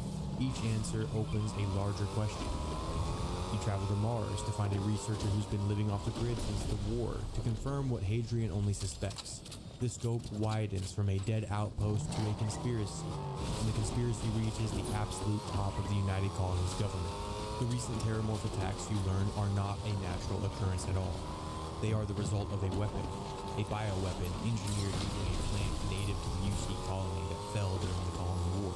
It's capable of accelerating the creature's life cycle and turning them into the apex predators that the entire settled systems fear. And the man who engineered the new outbreaks is a war criminal named Francois Sanan, an admiral the official record says was tried and executed for ordering an atrocity during the war, the orbital bombardment of a colony that killed thousands of his own people. Except he wasn't executed. He's alive, in a secret cell beneath the Capitol, consulted in secret by the very government that supposedly put him to death. Because his expertise was judged too valuable to waste. He took the title Vae Victis, Latin for woe to the vanquished. And honestly, I went back and forth on whether that name was too much, but I have landed firmly on the side of it being cool as hell. You see, all of this is a great idea. The notion underneath it is that institutions are shaped by their worst secrets as much as by their stated ideals. that a republic founded on noble principles, a UC that markets itself as the enlightened, meritocratic, civilizing force in the galaxy, will quietly also keep a monster alive in the basement because the monster is useful. That's a real observation about power, and for the length of this questline, the game commits to it. It lets the UC be compromised. It lets the Shining Republic have a war criminal in its cellar. The premise is engaging and intriguing, so of course it curdles. And it does so in two ways as far as I can tell. The first is the villain himself, Victus, and the failure here is a failure of the player's agency, which is to say a failure to let the player's choices matter. The archetype the writers are reaching for is one of the great ones, the caged genius, the brilliant and dangerous mind that helps you while it manipulates you. The prisoner whose intelligence makes him a threat even from the inside of a cell. The template is Hannibal Lecter. Lecter is a great villain because Lecter is subtle enough that you can never be fully certain when he's playing you. His help is real enough to be useful, and the audience is given just enough to suspect the manipulation without ever being able to prove it or stop it. That tension between needing his help and fearing his influence, between suspicion and dependence, is the entire engine of the thriller. Victus is supposed to be exactly this, but I think he fails at it in two compounding ways. First, he's too visibly sinister from the very first conversation. Not that Hannibal Lecter isn't, but the manipulation of Victus is just too legible. So you never have the Lecter experience of being genuinely unsure, but that on its own would be forgivable, even interesting. The deeper failure is that the game gives you absolutely no way to act on what you can plainly see him doing. You feel him playing you for the entire length of the questline, at least I did. You can sense the manipulation in real time, and your only available response at every single juncture is to just keep following the quest markers because that's where the story is. Because there is no branch, no option, no mechanism by which your suspicion can become an action. This is a questline explicitly about a man who systematically strips other people of their agency, who removes their choices, who treats human beings as instruments, and the player the entire time is given no agency against him. The player is treated by the game's own structure exactly the way that Victus treats people, as an instrument that follows the path laid out for it. It says there could not bring itself to let you resist the villain, because real resistance would mean that the story might branch somewhere the designers would then have to author, and I guess that just wasn't in the budget. Even when the entire theme of the questline is the horror of stripping away agency, it flinches from giving you the one thing that would have made the theme land. The second way it curdles is the ending. At the climax, you're given a choice between two solutions to the Terramorph threat. Option 1, release a microbe engineered from the same weaponized plant into the ecosystem where it will target and eliminate the heat leeches that the Terramorphs grow from, ending the threat. Option 2, reintroduce the Asylees, a species humanity hunted to near extinction, which used to be the natural predator of these same heat leeches and kept the entire cycle in balance before we removed them. And I think the game makes its preference pretty clear. The microbe is framed as the rational, scientific, responsible choice. Choosing the Asylees is treated as soft-headed foolishness. Your companions react to it as though you'd propose treating a bacterial infection with crystals and positive thinking. But actually think about what each option is. The Asylee solution is kind of a proven one. We have direct, observed historical evidence that it works, because the ecosystem was in balance when the Asylees were present, and we know exactly what threw it out of balance. Us, hunting them out. Reintroducing them is not this great gamble. It's putting a piece back where it was and where we already know it functioned. The microbe, by contrast, is the experimental one. It's a brand new engineered biological agent, designed by the same military biology program whose entire prior purpose was building weapons. And nobody in the questline can promise you it will stay contained, or stay targeted, or fail to mutate, or never jump to another species, including ours. Because nobody knows, because it has never been deployed. Because that is what experimental actually means. So the proven, observed, this already worked option is coded as reckless superstition, and the untested, self-replicating, built by the bioweapons people option is coded as sober responsibility. And if you so much as ask whether perhaps we should gather more data before releasing a self-replicating agent into a populated star system, the game's framing treats you as an anti-science Luddite. This drove me a little crazy if you can't tell. And it left a really sour taste in my mouth at the conclusion of what had been, until that point, the most interesting questline in the entire game. The climactic confrontation of the questline is the giant Terrormorph, the psychic apex predator that you can defeat by standing on a rock and spending 5 minutes burning through ammo on. This is the ending of the best questline in the game. This is the moment that should have been the showcase, the proof of what Bethesda could still do. Like I said earlier, the creation engine cannot be blamed here. I mean, the designers had a fun idea in the very first mission of the questline, where you activated the turrets and baited the Terrormorph into the kill lane in order to take it down. I mean, there could have been 100 different ways to design this boss fight.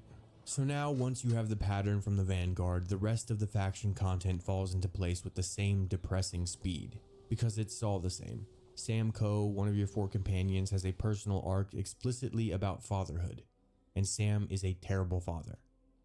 I'm a parent, but you don't need to be a parent to know how poorly thought out his arc is. Sam is the space cowboy, the descendant of a frontier founding family, the former lawman with a quick draw and a long drawl. He's also got a young daughter named Cora who goes everywhere he goes. And that last part is the problem. Cora goes on the missions. Cora is aboard the ship during space combat.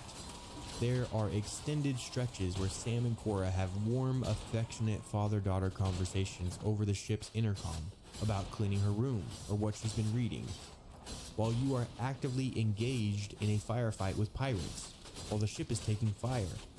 And the game presents all this as evidence of his devotion, of the strength of their bond. His daughter is his constant companion, his sidekick, and we're meant to find it heartwarming. It is not heartwarming. It is, if you follow the behavior instead of the framing, alarming, to say the least. Taking your child into active lethal combat repeatedly is not devotion. It's a profound and ongoing failure of judgment.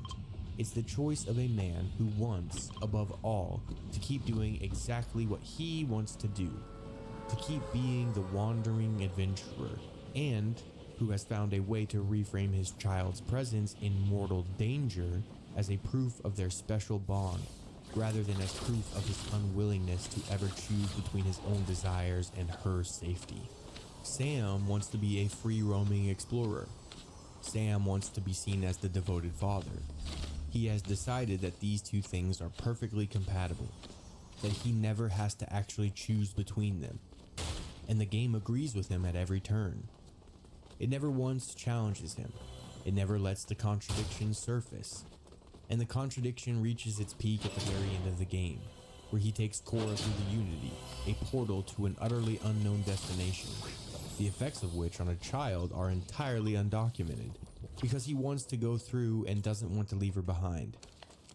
The game frames this as a tender moment, a father and daughter stepping into the infinite together, hand in hand.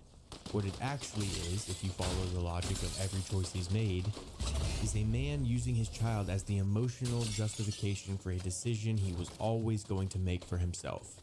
And the maddening thing is how good the other story would have been, the one the game had every tool to tell and refused. Imagine the Sam Coe arc, where a man slowly realizes too late, or maybe just barely in time, that loving someone and being good for them are not the same thing. That the romantic self-image of the wandering gunslinger who happens to have a kid in tow does not survive contact with what a child actually needs from a parent, which is stability and safety, and a father who will choose her over the next adventure. That the famous family legacy he resents and runs from might contain something worth inheriting after all. The understanding that founding something other people depend on means accepting responsibility for it. That arc is right there. All the pieces are present, and the game tells the other one, the one where Sam is a cool dad and everything is fine and Cora's presence in the line of fire is sweet. Because telling the real arc would require letting Sam be wrong. It would require the player to judge him, and being judged might puncture the warm, frictionless fan club feeling that the companions exist to provide. The Crimson Fleet questline, the pirate story, has the most sophisticated structure in the entire game. The premise is excellent. You go undercover, recruited by the lawful UC SysDef as a double agent to infiltrate the Crimson Fleet, the galaxy's most feared pirate organization. And the structure of a double agent story is inherently full of dramatic potential, because the whole point of going undercover is that maintaining your cover requires you doing things. It requires you to get your hands dirty. It requires you to be forced into moral compromise in the service of a larger goal. And there's an inherent risk in that you might lose yourself in the role. The game, even to its credit, mostly trusts you to navigate this yourself. It doesn't heavily editorialize as you carry out the fleet's demands, which is more sophisticated than the simple good-evil framing of most of Bethesda's factions. But then it makes the entire thing so toothless. The quote-unquote hard way, the path through the quest line where you maintain your moral integrity, where you don't truly compromise yourself, is not hard. You can keep your hands almost entirely clean at almost no cost. There is no real pressure forcing you towards compromise. No moment where staying good hurts. No temptation strong enough to make the choice to resist it mean anything. You can be a double agent who never has to actually betray his own conscience, and because keeping your hands clean costs nothing, accomplishing it also feels like nothing. There's no satisfaction in moral integrity that was never under threat. The entire dramatic idea of the undercover narrative, the tension between the mission and the cost of the mission, is just absent, drained out. Because Bethesda could not bear to put the player in a position where doing the right thing was difficult or where doing the wrong thing felt necessary. And this is the oldest Bethesda reflex of them all. Older than Starfield, traceable straight back through their whole catalog. It's the same fear that let you complete the Thieves Guild questline in Skyrim without ever once leveling your stealth skill. That let anyone do any content regardless of whether they built a character suited to it. Because Bethesda is always afraid that some player, somewhere, might find it too hard to access some piece of content and leave a negative review. It's a design philosophy organized entirely around the fear of a player being denied something, or being made to fail, or being made to struggle, so they sand the difficulty off the moral path until the moral path costs nothing, and they sand the difficulty off the content gates until anyone can do anything. And the result is a game where no choice has teeth, because no choice was allowed to have a cost. And we have arrived once again exactly where we always arrive with Bethesda's writing. They even flinch in Neon, the game's cyberpunk city. It's an aesthetic and a tonal failure. The studio was afraid of the demands of a genre they put in their own game. Neon exists because of an accident. And this is good world building. It's a city built on a fishing platform over a planet-wide ocean which became a pleasure city when the colonists discovered that the local fish produces a powerful recreational drug. And the libertarian Freestar government allowed the drug to remain legal within city limits as long as it wasn't exported. So the entire city grew. The gleaming corporate tower at the top, the commercial strip in the middle, and the down and out underneath in Ebside, the people who actually service the pleasure economy. The maintenance workers and the fishermen and the ones who fell through the cracks, living in the literal underbelly of a city built on a pleasure they are not the ones enjoying. Ebside, in concept, is the most interesting space in the game. And the whole entire point of cyberpunk as a genre, the thing that makes it cyberpunk rather than just science fiction with neon lighting, is that it implicates you. The beauty and the exploitation are the same thing, inseparable. And the genre's central move is to never let you pull them apart, to make you notice that the glittering surface you find so appealing is built directly on top of the suffering of the people underneath. Night City in Cyberpunk 2077 is gorgeous, and it is devouring everyone in it, simultaneously. And they never let you forget that the gorgeousness and the devouring are the same fact. The Afterlife, the famous mercenary bar in the game, feels dangerous. You believe standing in it that something could go wrong, that these are people who would hurt you, that the glamour here is a thin skin over a very real danger. Bethesda wanted the look of all that and none of the substance of it. The Astral Lounge, Neon's central den of supposed sin and excess, the place that should be the beating dark heart of a drug city, is a club that feels like it was designed by the homeschooled kid you knew in school who'd heard about clubs but never actually been to one. There's a DJ and colored lights. There are NPCs standing around holding drinks, looking like attendees at a corporate function that went mildly better than expected. There is nothing anywhere in the space that would make a real adult feel the danger, the edge, the sense of transgression and risk that you would want, that the genre demands, from the illicit pleasure capital where the normal rules don't apply and you can buy hard drugs over the counter. It is a children's menu version of a cyberpunk setting. They built the aesthetic, the palette, the silhouette of the genre, and then declined entirely to write the story that the aesthetic demands, because that story would require the game to say something uncomfortable, to implicate the player, to make you feel complicit in, or at least disturbed by, the exploitation you're walking through. And saying something uncomfortable is a risk, and Bethesda does not take risks, even on the level of tone. Even when the entire genre it's borrowing from is built on doing exactly that. And the Ryujin Industries questline, the corporate espionage story that also takes place in Neon, does the exact same thing. The questline itself is a fairly standard climb the corporate ladder narrative. You start in an entry-level position and work upwards through escalating acts of industrial espionage and sabotage. And it has its own problems that I'm going to set aside.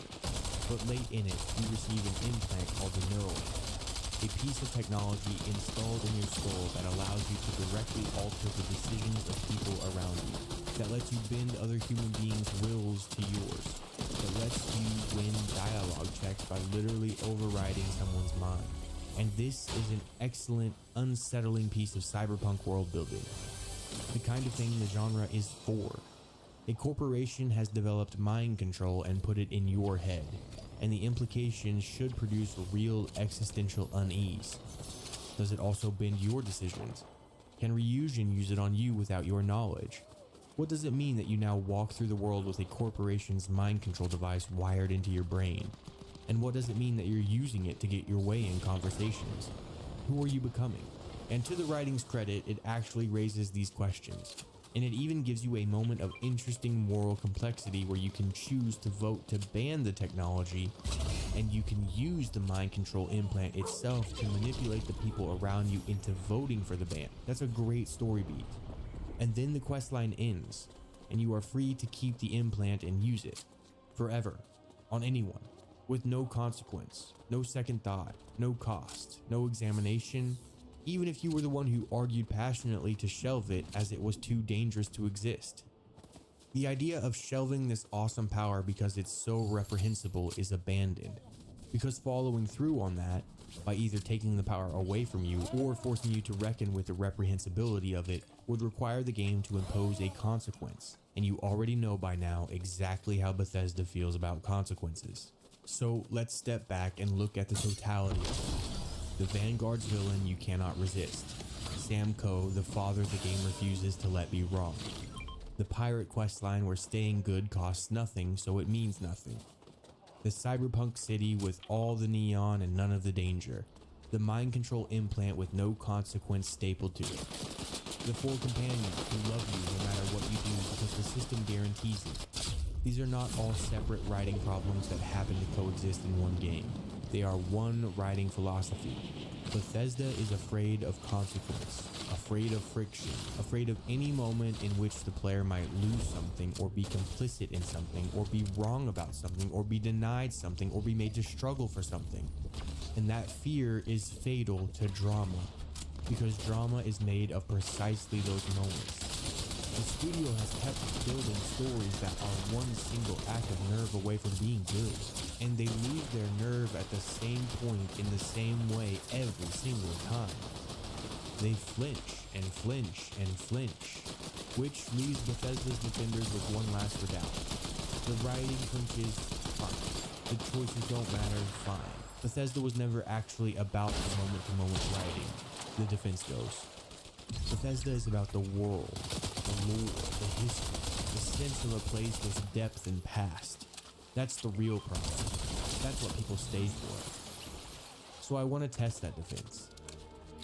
In 2150, humanity learned the Earth's magnetosphere would collapse sometime in the next half-century, eliminating all life on the planet. Sometimes new writers are told that they should show, don't tell.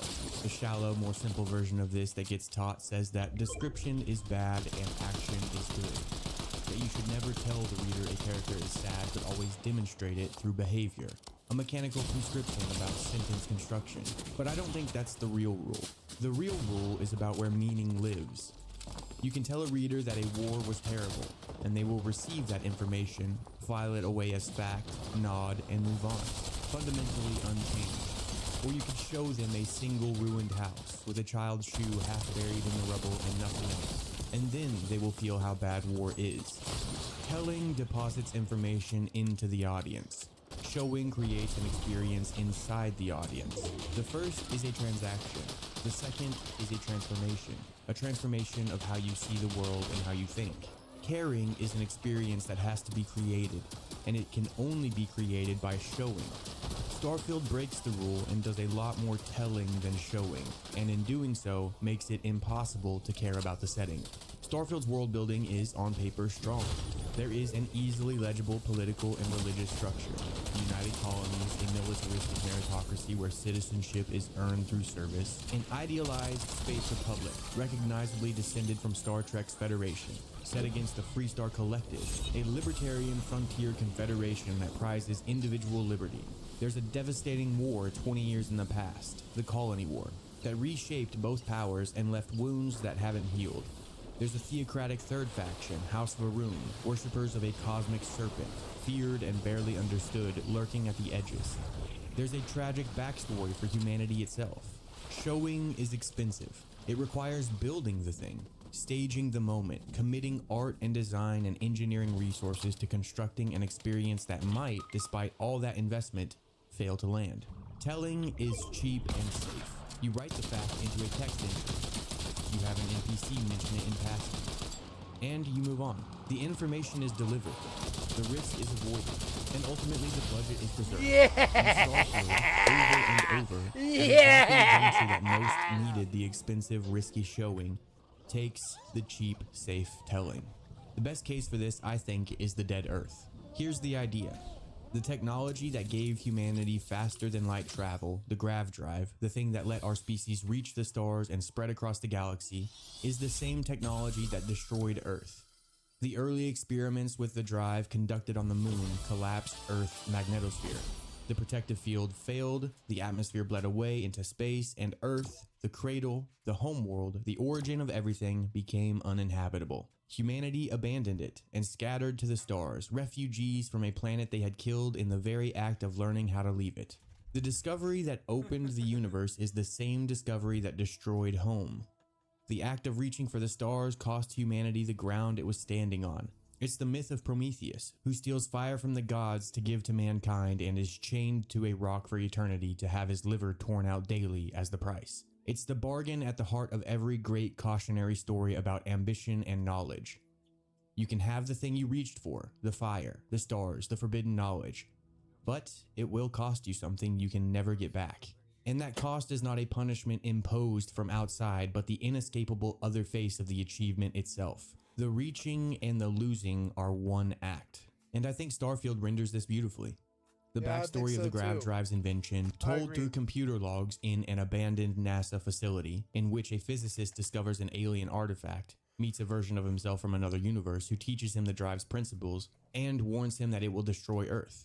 Yet he chooses to proceed anyway, weighing the cradle of humanity against the promise of the stars and choosing the stars. I think that's excellent environmental storytelling, and it's exactly the kind Bethesda used to be the best in the world at. They showed us, they didn't tell us. You assemble the tragedy yourself from the logs scattered about this abandoned NASA facility. So here is the question that bugs me. When I finally fly to the Sol system and land on the planet that humanity killed, why is it a flat, sandy, featureless desert? I arrive at Dead Earth, the emotional and thematic anchor of the game's entire tragic backstory, the grave of the homeworld, and it's a procedurally generated sandbox. brown, empty, a sandbox, few bitch. scattered monuments like the pyramids and a handful of others that you can only locate if you happen to dig the coordinates out of a book somewhere else in the game. The surface communicates almost nothing. It is functionally identical to any of the 1,000 other empty procedural planets, except that this one is supposed to break your heart. The game tells you constantly, in dialogue and lore and the framing of the main quest, that Earth matters, that its loss is the central tragedy of the human story, and then Yeah. it shows you nothing. It would have been better to never let you land at all. Make Dead Earth a planet you can only orbit. Make the tragedy that caused humanity to leave Because destroy they the don't wanna planet, talk and about all the that's death left of is the a planet. floating cloud of rocks that used to be home. A scar hanging in the black, visible from the moon, visible from Mars, always there in the solar system sky. A constant silent reminder of what was lost and how. And then just make some sort of in-world reason for why that happened. Radiation, instability, whatever, I don't care. Just make it to where you cannot descend onto the surface. Loss is then communicated through absence, through the unreachable, through the thing you can see but never touch. That hits infinitely harder than whatever you are supposed to feel when you land on Earth now. And then there's House Varun. House Varun is simultaneously the most intriguing faction in the entire setting and the least present one in the actual base game. The Vayroon are religious isolationists who broke away from the rest of human civilization and worship the Great Serpent, a deity the game describes only in fragments and implications rather than any clear doctrine, which is, to be fair, the right instinct, because it creates an uncertainty about what the faith actually is and what it actually demands of its believers. They are feared and misunderstood by everyone else, and in the base game you barely encounter them at all. This nerd is hooked on the Starfield story, which sucks so bad. The Starfield story sucks so bad, but that nerd, he wants to say it's really bad, but then he tells you every word of it. Welcome to Real InfoWars. We're proud to introduce to you our official mascot, the InfoWars elf. He's made of cartoons. I drew him myself. Well, I stayed up all night drawing, and I put it in the computer, and I wrote this entire song, and I got an email from corporate that said the InfoWars elf is not a direction they're interested in exploring. Forget that I mentioned the InfoWars elf, a swing and a miss.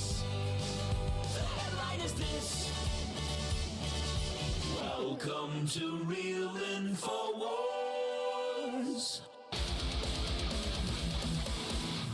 I'm your host, Tim Heidecker. We have officially taken over InfoWars now. This is a new dawn. You think that Alex Jones gorged himself on Whataburger. You're saying 5 triple cheeseburgers and how many fry boxes? They know more than you, and yet you don't provide any evidence. So I think you're the one that's full of shit. Fake news sites are going to be running with this wild. They're going to be running wild with this story. We have leaked video now revealing that Alex Jones...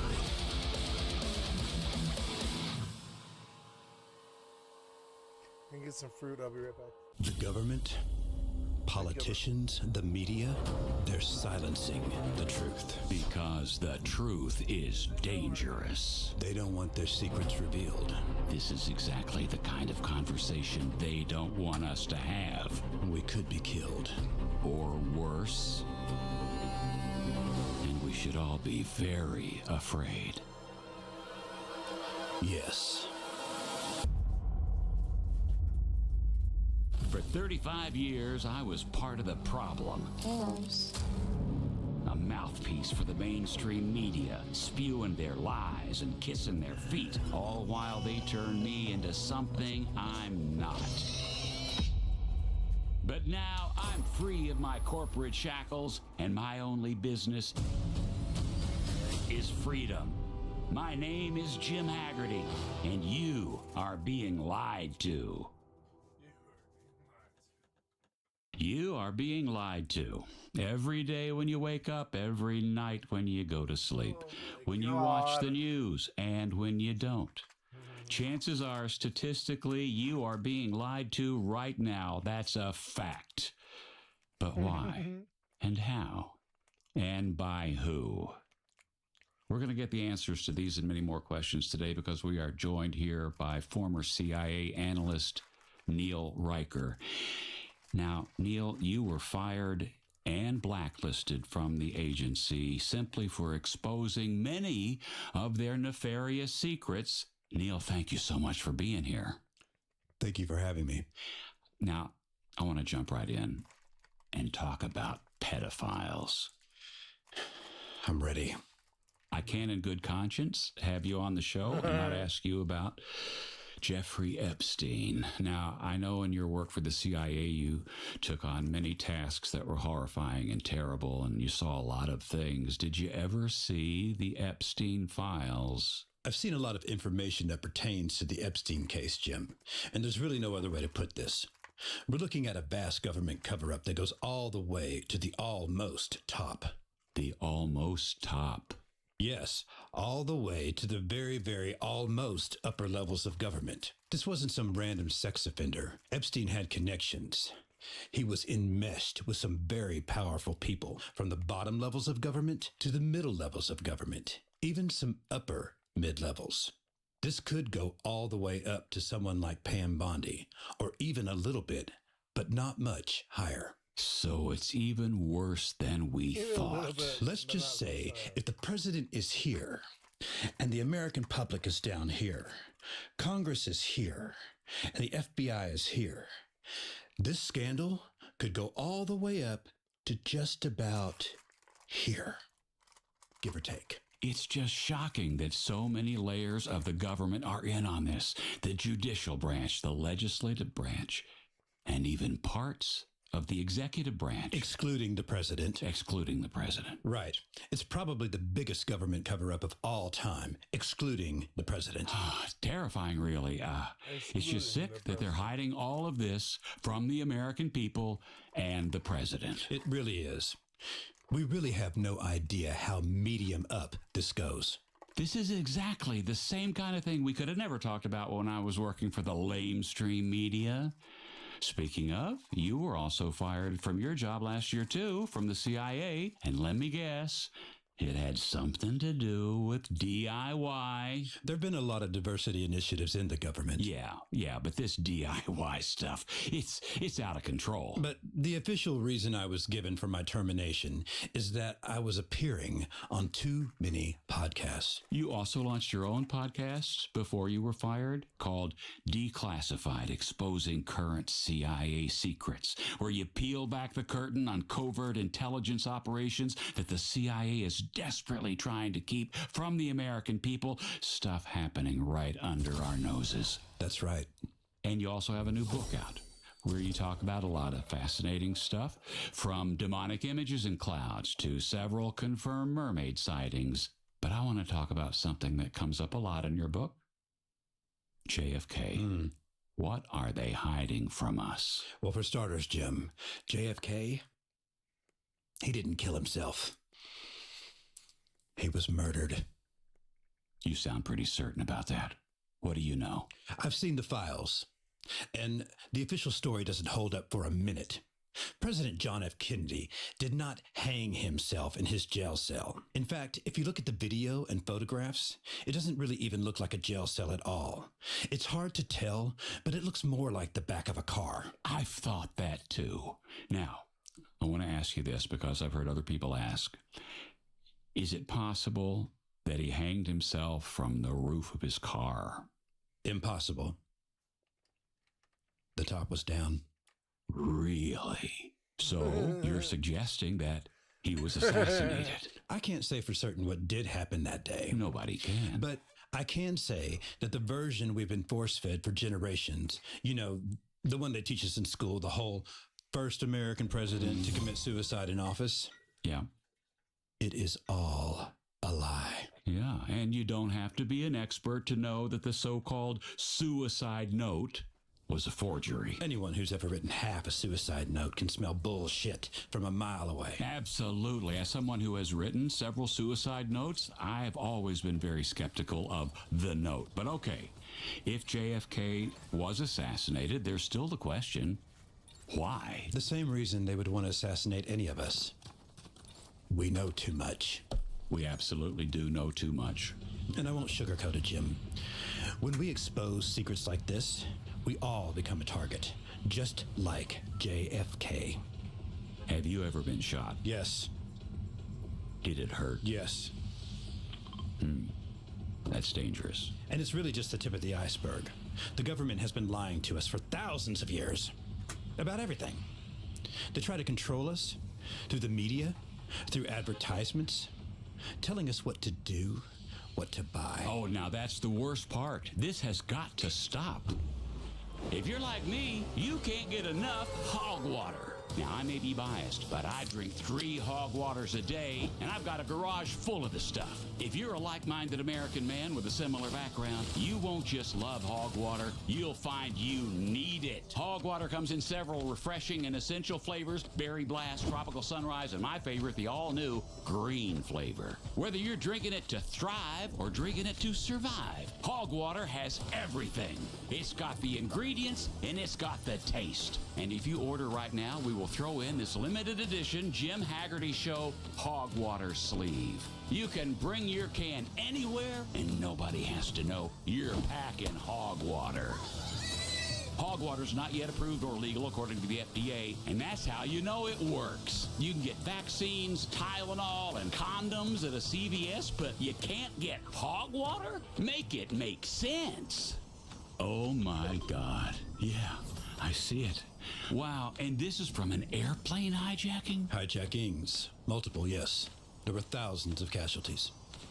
People died? And nobody's talking about this. Not the government, not the mainstream media. I was as shocked as you are when I saw the footage. There's video? Let me guess, the powers that be thought they could just sweep this under the rug because there were no witnesses and it happened overnight. It was actually a Tuesday morning. Broad daylight? Are you kidding me? Well, thank God they didn't damage the Freedom Tower. I just hope they find whoever was responsible for this 8/11. 9/11. Right, 9/11.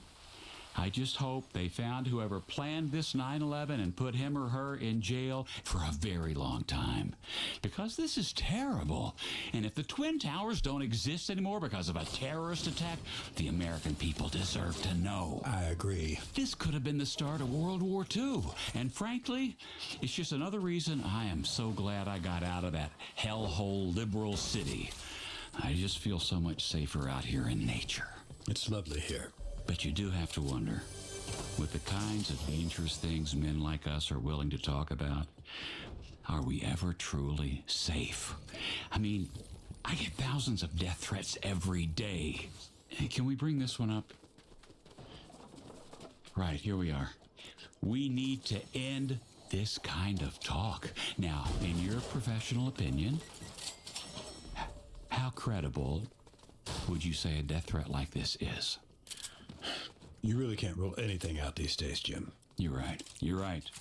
And I think that at a certain point, you just have to accept that people who expose the truth like we do, people are going to want to kill us for it. And I can honestly say that if that's what it takes to keep us asking the hard questions, I'm willing to die for it. I am. Okay, now, real quick before you go, when was the last time you watched pornography? Oh gosh, I don't know.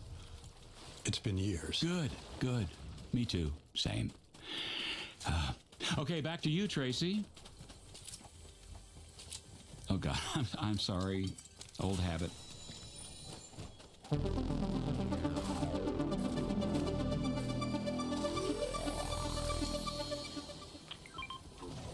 They're lying to us, but you don't need me to tell you that because you feel it every day.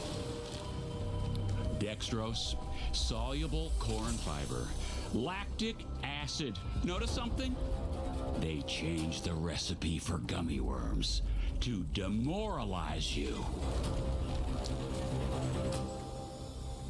Ugh. They took out the sodium lactate. They are poisoning us. They're making fools of us all because they want to see if we'll do something. Well, I am doing something. My own research.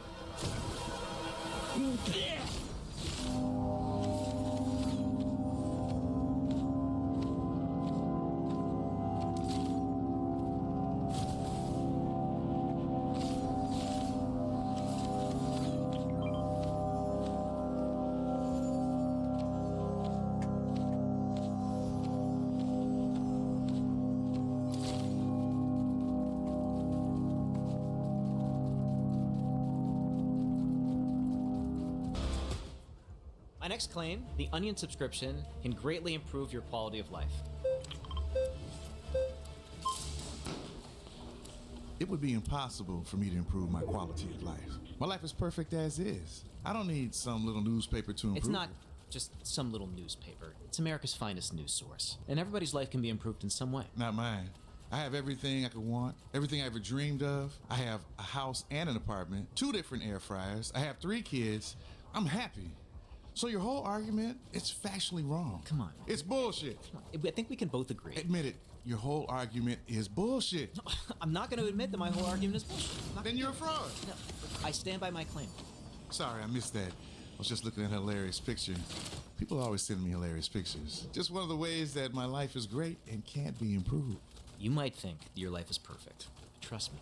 Deep down, there's a hole. You don't know how to fill it. Everything you tried, just not doing it. You don't know me!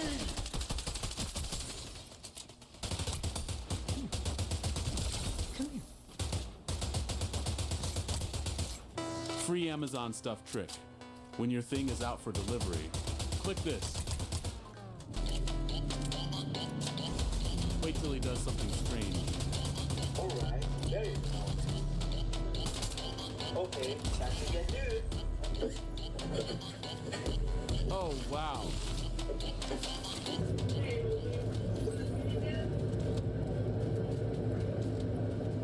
Yes, that is strange.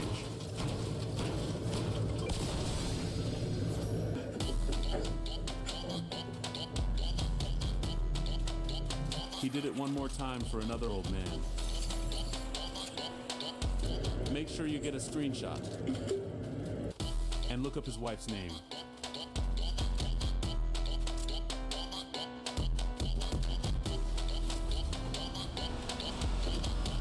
The driver is arriving. Hey man, you like breakdancing nude in front of old men? What? Don't tell my wife.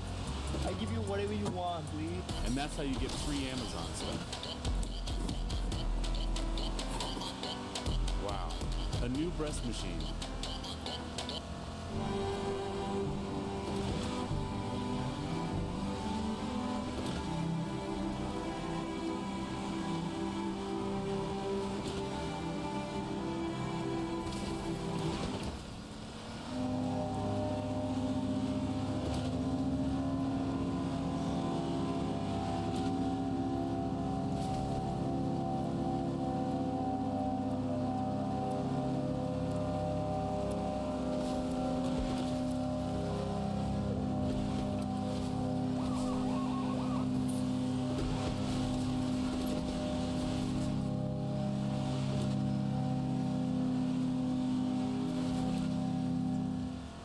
These are the times that try men's souls. The architects of the Constitution all predicted the problems that would one day plague America. Epic clashes of good and evil. Brother against brother. Honky against honky. The revolution needs everyone. Fair ass to be made. It was the bravest and most patriotic display of animal cruelty in the history of the United States. A grand new experiment that would produce a monstrosity so powerful it would soon be known to the whole world by just one. It's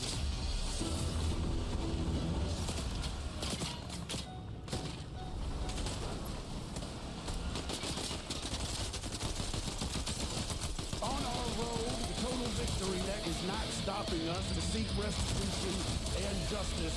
In every battle, there comes a time when both sides consider themselves beat, then he who continues the attack wins. Hi, everybody. Welcome to the new InfoWars. I'm your host, Tim Heidecker. We have officially taken over InfoWars now. We are in charge of InfoWars. This is a new dawn, a new era. We're turning the page and we're forgetting the past, but we must always remember the past leads us towards the future. We got so much to get to today. This is the emergency broadcast. Thanks for joining us. It's the only place you're going to get the truth, and we're happy to provide it for you. We're going to take a couple of calls later on. And we're going to get to the bottom of some things here. First of all, just want a couple of quick things happening in the world out there. I've been talking about soybeans for a while. Soybeans, not a natural, not a organic product. It is a genetically engineered farming substitute for nutrition. It's established in 1928, 1 year before the Great Depression. You only have to do the math there to figure out why. It's infiltrated every single aspect of our diet. I don't care if you are trying to eat a Snickers bar or a carrot. It's got soybeans in it. Even our water, they're saying now, has trace elements of soybeans. This happened just last week. This is coming in from KIRO7 in Washington State. Soybean spill in Tacoma freight train derailment. So an overnight freight train derailment along the Tacoma waterfront caused a road closure and soybean spill. So now we can see now that there's an overcorrection and overreaction to the amount of soybeans we're being forced to consume, and government's trying to do something about it, and they're derailing trains, so the volume of soybeans are being disrupted. We're gonna follow that story as it develops. We also have some in from Salt Lake City, Utah, KUTV. This just came in. Mishandled remains prompt questions over regulation of Utah's funeral home industry. This is no surprise, folks. I've been saying this for years, that we have body mix-ups happening all the time. About 60% of the bodies buried now in America have been are the wrong body, and many of them are alive. So we follow that story. The big story we want to get to right now, and this is exclusive. These are stories from other news outlets. But one thing Emergency is going to be as a leader in is breaking news that we've reported on. I've got a terrific team out there, producers and researchers, finding the truth, getting to the bottom of things. This one pertains to Alex Jones.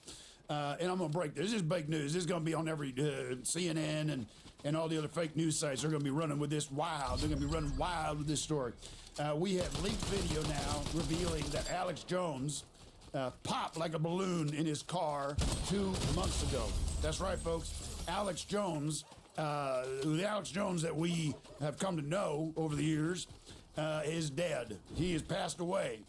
InfoWars has obtained shocking cell phone footage that appears to show disgraced broadcaster Alex Jones popping like a balloon in the front seat of his own vehicle on the morning of May 1st, 2026.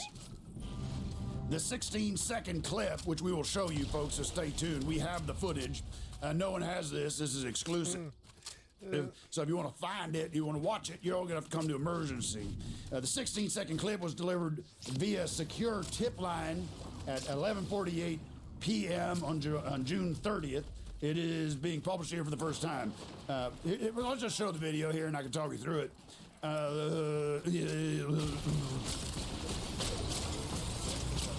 Alex Jones in fucking car right now. So there's a lot of things we don't know about this video here. We don't know who the person filming this is. Now there's a thing that Alex Jones has been known to do. Many of his videos are from his car, so we can confirm that this is a common characteristic of Alex. We verified that the Chevy Suburban was registered to Free Speech Systems, which is his holding company. Pause right there. This Alex Jones, you can tell by the back of the head, the ear, the color of shirt, bald man, unable to grow hair on the top of his head. There's a violent, sudden impact from inside the car. Essentially, the body of Alex Jones disintegrating instantly and exploding out, breaking the window.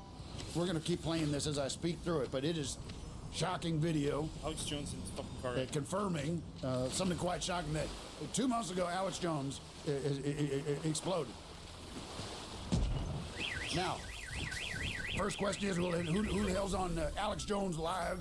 Who's the guy who's broadcasting every day to a diminished audience? You look at his numbers back when he was on InfoWars compared to where he is now, it's pathetic. It's bad. He's not been able to maintain his audience. And we're partly responsible for that because we vanquished him off the air. Questions remain. Who is this Alex Jones? I believe this is an imposter. I don't know if it's a clone, but it's somebody that they've managed to fool the world into believing is Alex Jones. Why? We're going to get into the why. Why is this happening? I want to get into the video, the source of the video here, because we got some metadata on this. The video was created on May 1st. Central Time on the same day that a man claimed to be Alex Jones relaunched his show under his new banner, The Alex Jones Network, or Alex Jones Live. Metadata lists an iPhone as a recording device and contains GPS coordinates placing the camera on a residential street on the south side of Austin. Now, this video was uploaded to X that afternoon by an account with no followers and no prior posts, so it was a new account. This is kind of what caught my eye here. The account was suspended 47 minutes later. Look at 47, think about who's in charge. Alex Jones. The video was viewed roughly 1,800 times, downloaded by an unknown number of viewers, and then reposted to at least 3 of the platforms. So the account exists for one single day, gets taken down, and then we get it because we have people on the inside. We have people that know about, that work on at these companies that know that we are the pipeline to information. We are the pipeline to truth, and they get this to us. This came to me. I have a lot of questions. I have a lot of ideas about what's going on here. First of all, where did the car go? Why did nobody else see this? We are confident confirming. There's no question about it. Alex Jones, we've known and have battled over the years, is no more. He's not on this earth. He has gone, what we believe, to the underground. We believe he's going to hell. And we have some more evidence to prove that. We're going to get into this a little more, a little deeper. We have with us, calling in right now, a forensics expert, somebody I've known for a long time, someone I know and trust, Dr. Lester Reeves. He's going to be joining us because he's taking a look at this, and he's had his eyes on this for a couple days now, and has some insights onto what we're looking at here and how to verify the severity of it and the authenticity of it, and get his perspective on what he thinks happened here. So we're going to go to Dr. Lester Reeves right now. Thank you for having me. It's good to be here. Doctor, just to give a little context, can you describe your background, your expertise in forensics, and make it brief? Yes, I have 30 years of law enforcement experience in the San Diego and LA coroner's office. I have a master's degree in forensic science, PhD in human behavior. Fascinating. Well, Doctor, you've been able to look at this video. What are some of the things that stand out to you as what happened, and what was it? Well, just speak to the video and what your impressions of it were. Well, as far as the video is concerned, it's pretty obvious what happened. He was blown to smithereens by an explosive device, essentially a bomb placed inside the vehicle, probably the seat. So this you believe this is an impact coming in from the inside, not from inside his body, but from inside the vehicle? It's very unlikely that it would be from inside of his body. You can never rule out any possibility, but that particular scenario would be very unlikely. It's probably a explosive device set inside the vehicle. Mm-hmm. If that was the case, wouldn't you see more of a general impact radius coming out from there? I guess you need other angles. I understand what you're saying. A well-developed and sophisticated device can be very localized in its explosive impact, and it appears that this particular device would be in the seat of the bottom portion of the seat, or in the back. I would say more likely in the back of the seat, and it's very common to see explosions in cars, in mob hits and that kind of thing. However, this particular device was localized to the interior of the car, so it's just it's much more sophisticated. And much more targeted, surgical strike on Jones. That's a good way to put it. Surgical. Now, you have I know this. You're not one to speculate. Do you have any theories that you've developed after seeing this video about why something like this would have happened to him, or what the purpose of eliminating him would be? Well, he is a controversial figure. Some people liked him, some people loved him, and a whole lot of people disliked him and even hated him to the point where they may have wanted to essentially kill him. Seek revenge. I'm sorry about that. That's all right. Now, we look at the conspiracy here, the cover-up. What does it tell you that this happened nearly 2 months ago, and we're hearing about it now for the first time? How hard is it, or how easy is it, if you are a member of the deep state, to cover up something such a? I mean, you could have gone and gone to some barbecue spot where he's eaten and poisoned him. If that's what you wanted to do to eliminate him. This is a very public display, but yet it becomes swept under the rug. Have you ever seen anything like that? To keep something like that secret for over 2 months is quite extraordinary, and it would take quite a bit of specialized ability to do that. Many people involved, many people at a high level of access to power, money, influence, to make something like this happen and then disappear. Have you? Is there any signs that you see in what you see of him that's making you question who that is? Is that a clone, or is that just a lookalike, or is that facial AI CGI going on, or do you have any perspective on that? The way to tell is if that was really Alex Jones or a clone or a CGI is to find out if Alex Jones is still around anymore. If he's not, I would assume that was a real explosion and a real homicide. Yes. Not likely a suicide. Now, Alex Jones, the guy was a portly fellow, big, full of food and gas and other. He's a blunt boy, right? He was fairly heavy set, yes. Very heavy set and bloated. You ruled out the idea that this could have just been him exploding from consumption, high blood pressure, stress, anxiety, and just overeating. Can that happen anatomically? Can that be something happens to somebody? Absolutely not. That's never happened to anybody in the history of mankind. No one's ever exploded from eating too much. That's right. All right. Well, thank you so much, Doctor. I appreciate your perspective. I'd love to have you back on with more info as more info develops on this. Welcome. Very welcome to be here, and thank you for inviting me. Thank you. That's Dr. Lester Reed.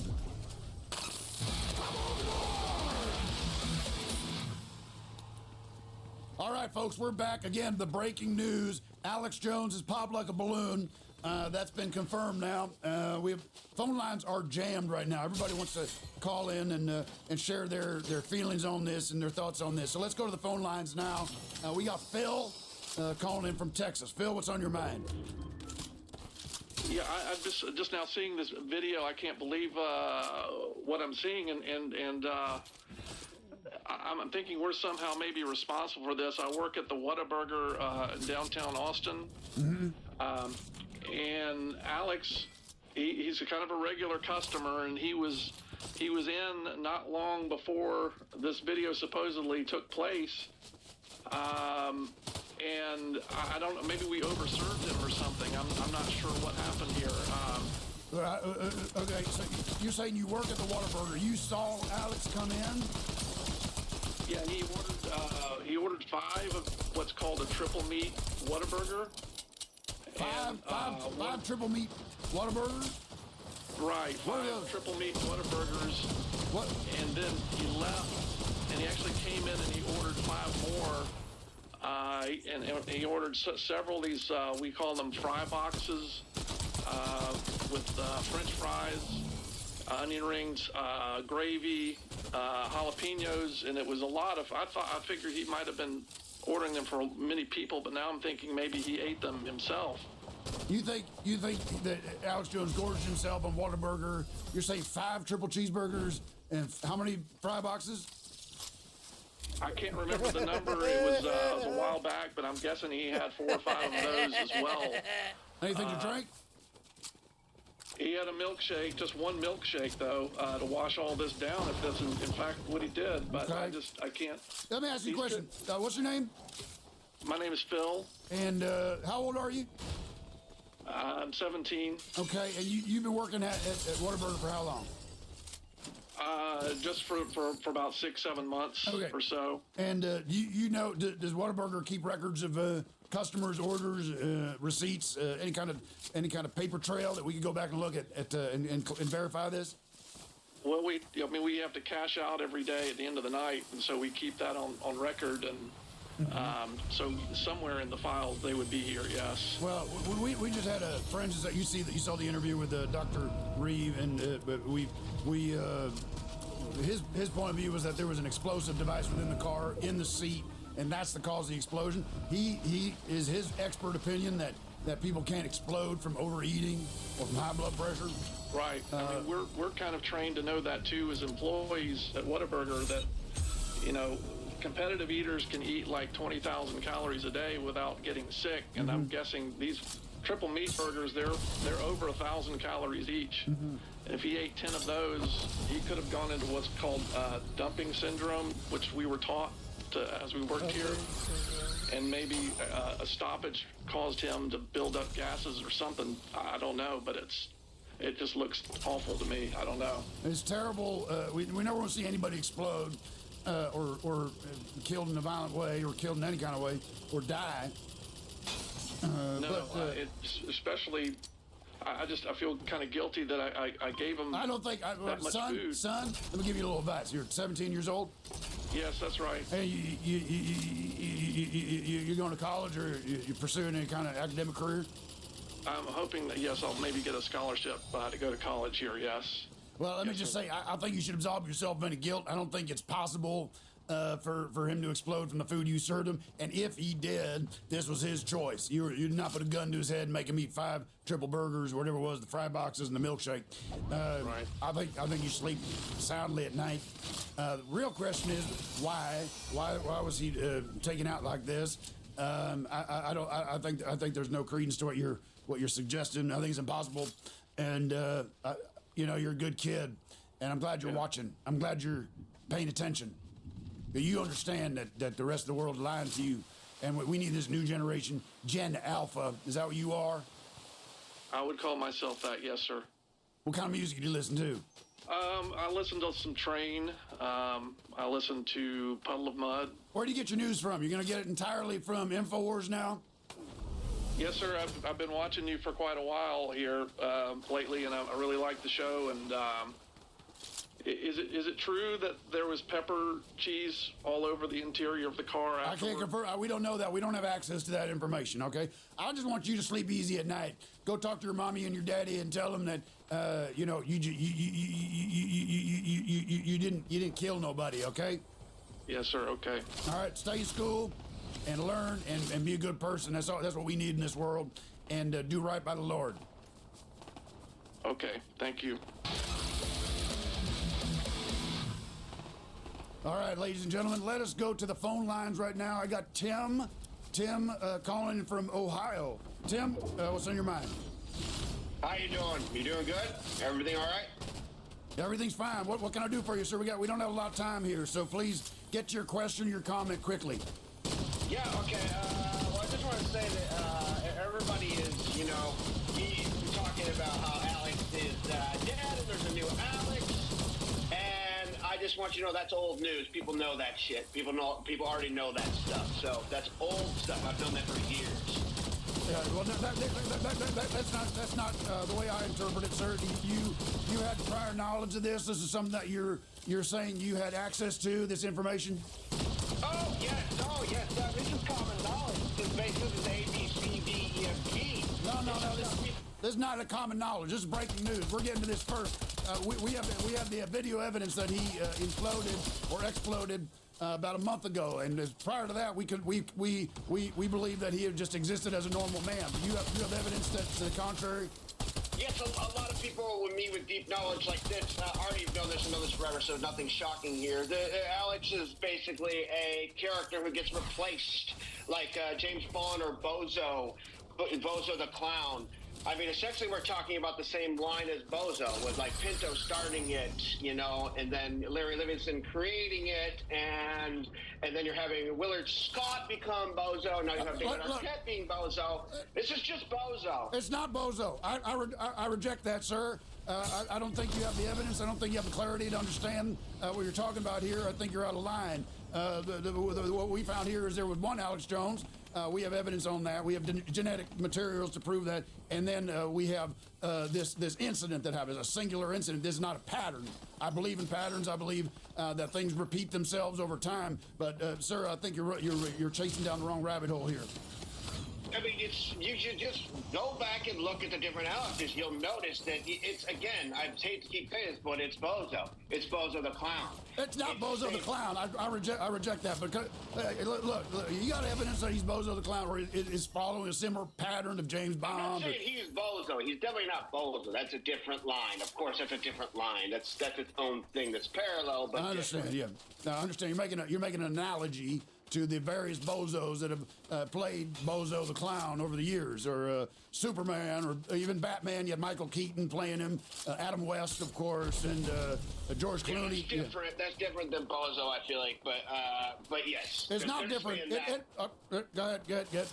They're saying that Bozo's saying that is the same Bozo. Batman is saying, okay, this is a new Batman with a different guy doing it. The Bozo, they're trying to say that's all one Bozo. Yeah. They're not saying, hey, there's a new Bozo. I can see that point. Continue. Yeah, so I'm just saying, in the circles I run in, we've known this forever, and we've seen Bozos die the same way you guys found, some evidence on Alex. All right. Well, so you saying you know more than me on this?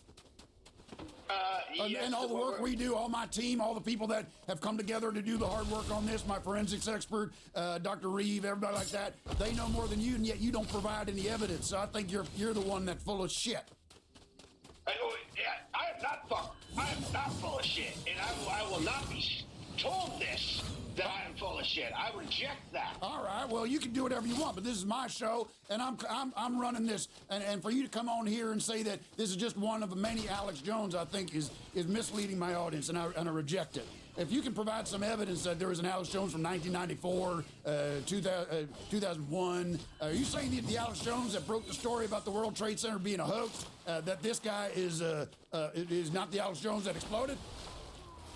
Yeah, no, you're talking 4 back. You're talking 4 or 5 back is what you're talking about. And you can usually tell by certain creases in the face. If you study the face. Oh, we studied the face. Yeah, go ahead. We studied the face, but go ahead. How close did you get into the face? Because the face is a map. Everyone's face is a map of what their history is, and it's like a fingerprint. They should, instead of when crimes happen, they should do face prints because they actually have completely different lines, the same as a fingerprint. If you're so smart on this, and we'd love to have you on again sometime to explain a little bit more about where you're coming from, because frankly, it's news to me, and I got an open mind. Okay, so I want to make sure that if this is if you're onto something here, we want to hear more about it. All right. Yeah, I would be glad to come back, and I would be glad to do a little bit more research myself to make sure I have some things to say that could prove my point better. But I'm telling you, I know it in my gut. I know this stuff. And your name is Tim. And what's your background? What's your expertise? And what do you do for a living? I live in Toledo, Ohio, and I make tools.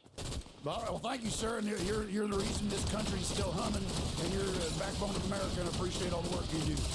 I appreciate that so much, and if you ever see a tool out there, every single one I make, I put a little bit of slash in the handle of it, so you know that it was made by me, Tim from Toledo. I make a slash in all my tools. You got slashes all over them tools. All right. Thank you so much, Tim, and all the best. I like this guy. Jason, make sure he's on the hotline so he calls in again. We can get more information on the many Alex Jones that have existed. Thank you. We'll be right back after this break. Hi, friends. I'm retired Sheriff Dominic Babb. Did you know that over 1 million Americans aren't getting enough pure oxygen? Oxygen is a critical gas for emotional stability and vein health. Pure O capsules contain 100% uncontaminated oxygen, guaranteeing optimal absorption and mind maximization. Just one dose will give you enough oxygen to stop breathing for 1 full hour. Save time and unlock the true potential of your lungs with Pure O from InfoWars. All right, folks, if you're just joining us, news breaking today on Emergency. Alex Jones dead. Passed away 2 months ago, May 1st, 2026. More on this as we get more information. We'll be exploring this story in depth, get the answers of how, and why, and who is the imposter right now on Alex Jones Live. I want you as Info Warriors to get out there and spread the message, spread the word that that this news is being suppressed. We're the only ones you can trust right now, and let the world know that the real Alex Jones is dead, and that we will find the truth as to who the imposter is. So make sure you use social media and all the various methods of communication, email, text, and all the rest. Join the InfoWars here on our social media and support us in every way you can. I want to just give a final thought here as we approach the Independence Day of July 4th. America turning 250 years old, Big America 250 celebrations where we go.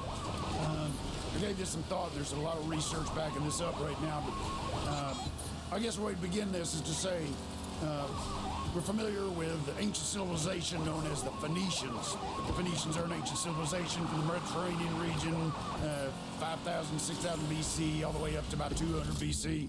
Big thing about the Phoenicians, they were responsible for our modern alphabet. The origins of our alphabet, the way we speak, the way we communicate, the way we write, begins with the Phoenicians. First of all, we believe that the Phoenicians did not disappear, that they were not conquered by the Romans, that they disappeared in a sense, but they went underground and found secret canals, secret tunnels, secret pathways to the underworld, to hell, and have been living in hell in communion with the demons and Satan, and establishing a super order, which also is a pathway up to the top levels of control and government. So the reason I bring them up and how it pertains to July 4th is on July 4th, 1776, the founding fathers, so-called founding fathers, sat down, wrote the Declaration of Independence. Now, the Declaration of Independence is based on letters of the English language, which have evolved over time as a handwritten document on parchment. It's a document of ideas by the founding fathers, but it's also a document literally made up of letters.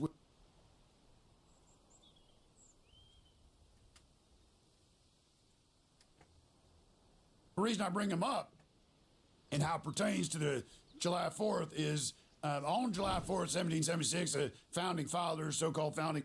What if I told you the biggest supergroup of the 90s was formed by a guy who just wanted to process his feelings about his dead roommate? It ended up causing this huge financial war between two of the biggest record labels. We're talking a project that was supposed to be a quiet little favor, one-off tribute to a fallen glam rock icon. It accidentally sold 4 million copies, turning into a legal nightmare over who owned the rights to the sadness. Here's how a bunch of depressed dudes in flannel shirts accidentally minted platinum and started a bidding war. Seattle, 1990. Place is damp, coffee is strong. Music scene right now is just a bunch of guys in warehouses. And the guy running the show is a force of nature, Andrew Wood.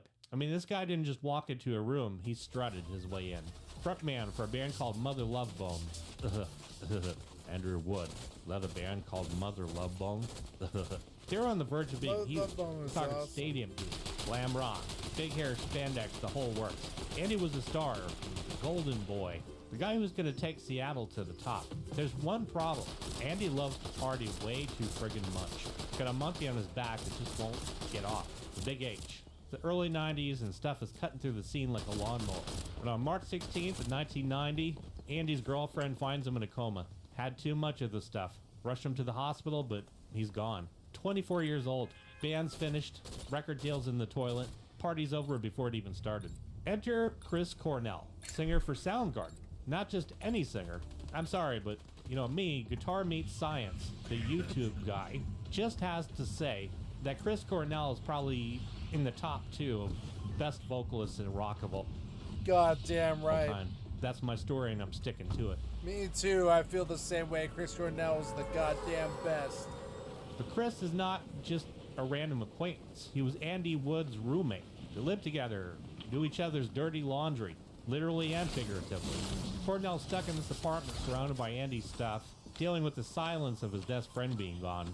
He's completely down in the dumps. And to deal with it, Cornell does what musicians do. He picks up a guitar, starts writing these songs. Not the usual heavy sludge rock riffs. They're melodic, sad, stripped down.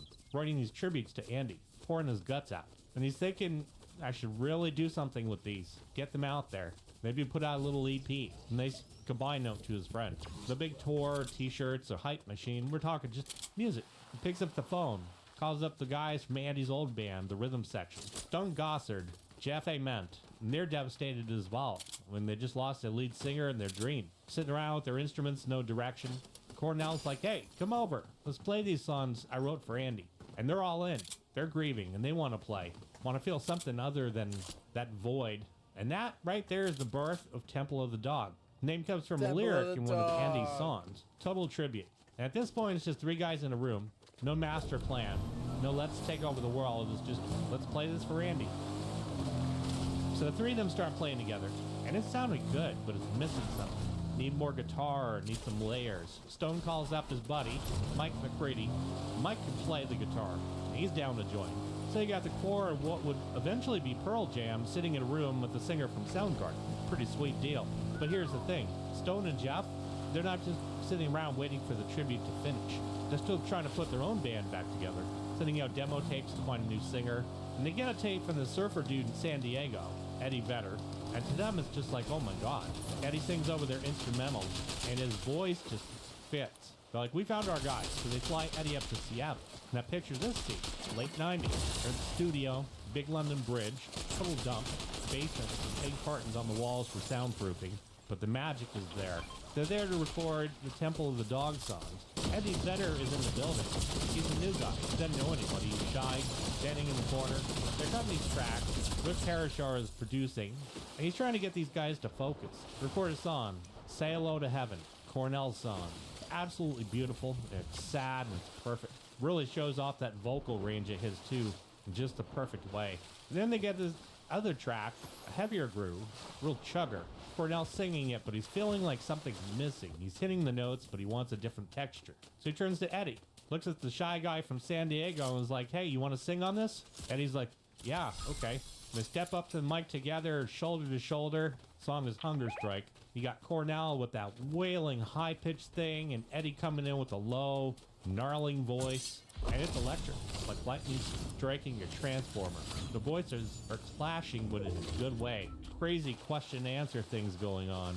And it's the most emotional, gritty harmonies, all encapsulated in this one song. They finish the take, and the room is dead silent. The engineer's taken off guard. They know they caught lightning in a bottle. They finish recording the rest of the album around 2 weeks. Boom, done. Pack up their gear and go home. So now we got a finished album. 11 songs. Tribute to Andrew Wood. There's a problem. No one has an idea what to do with it. Cornell's busy touring Soundgarden. Stone, Jeff, Mike, and Eddie are they're busy recording their debut album as Pearl Jam, which at the time they're calling Mookie Blaylock because they love basketball. Temple of the Dog is just sitting on a shelf. And the record label, A&M, looks at this thing and listens to it. And they're confused. Not a Soundgarden album, not Pearl Jam. This weird mashup. And what do? They bury it. Release it in April 91 with zero fanfare. No marketing budget, no video or press tour. Basically throw it in the bins and hope it sells a few thousand copies to the hardcore Mother Love Bone fans who are still wearing black armbands. And it flops. Totally tanks. Sells around 70,000 copies. So it's something. But it's not setting the world on fire. It's just there. Blip on the radar. Honestly, everybody involved is fine with that. It was a tribute. They did it for Andy. The fact that it's in stores is just a bonus. Then the universe decides to pull a fast one. Because while Temple of the Dog is sitting on the shelf, gathering dust, Seattle scene is about to go supernova. Nevermind drops later in 91. Grunge is officially the new thing. Flannel shirts everywhere. And now people are looking for anything that sounds Seattle. Right on the heels of that, Pearl Jam drops 10, the debut album in August of 91.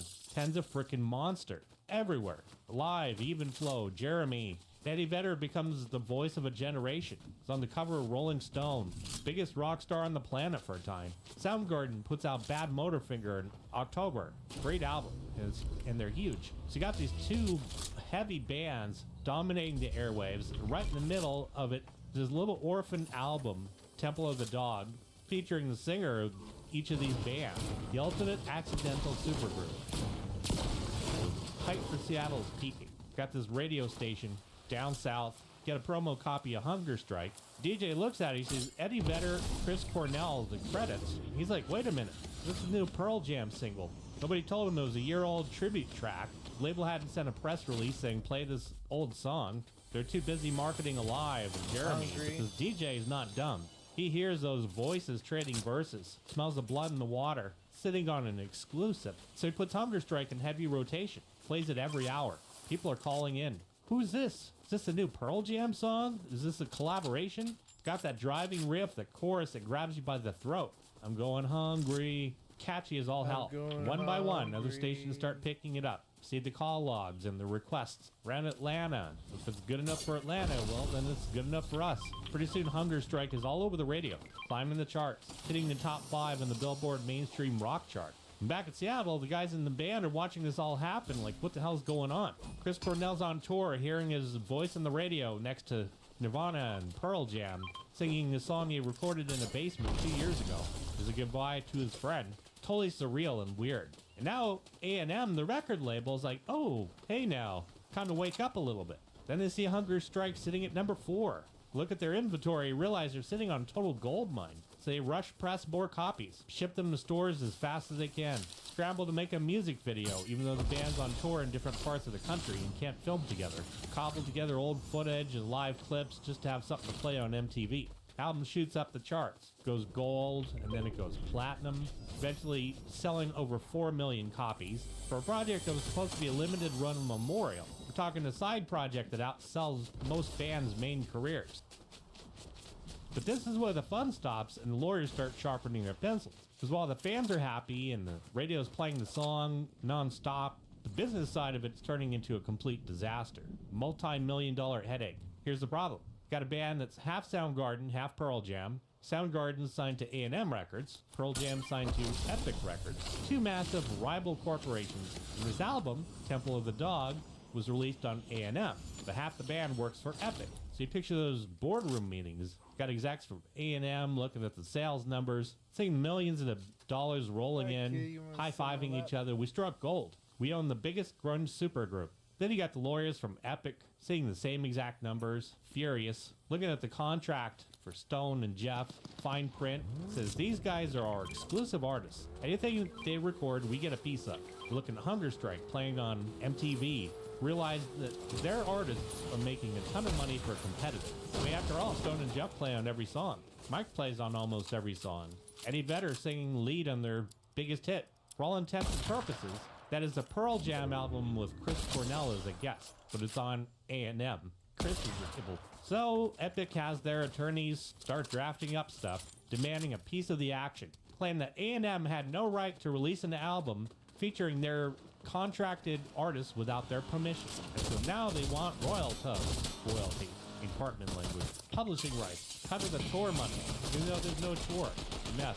And it gets worse, because the album's now a hit, everybody wants a piece of the songwriting credit. Suddenly, managers who worked in the room when they wrote the songs, popping up claiming their clients wrote the riff, publishing companies arguing over who owns the copyright to Hunger Strike, is it a Soundgarden song, a Pearl Jam song, or 50-50.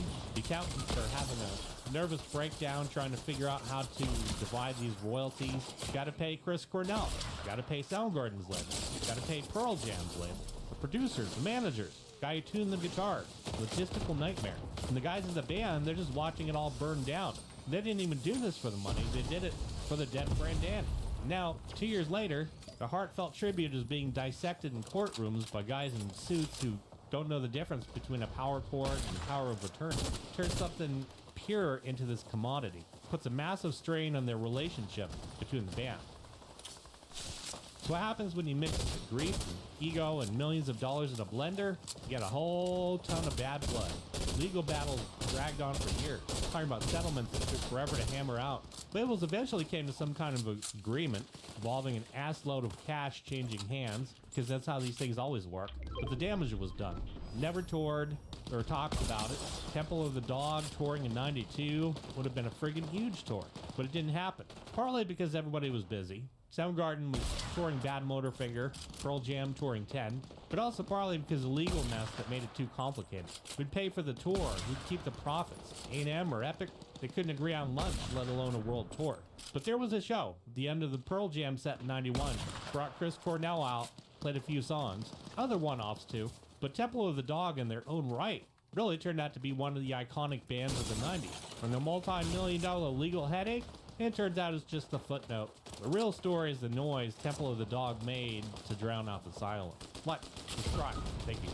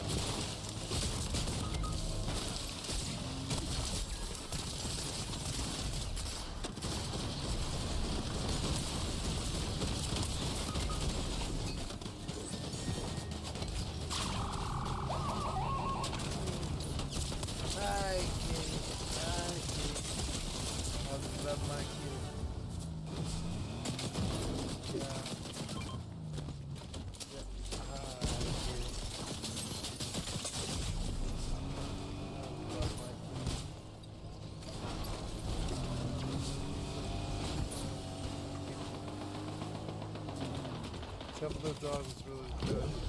What if I told you 4 teenage girls from the boring suburbs decided to become the Ramones, stole their names, essentially, and proceeded to terrorize the music industry for a decade before their own drummer's wrists literally exploded?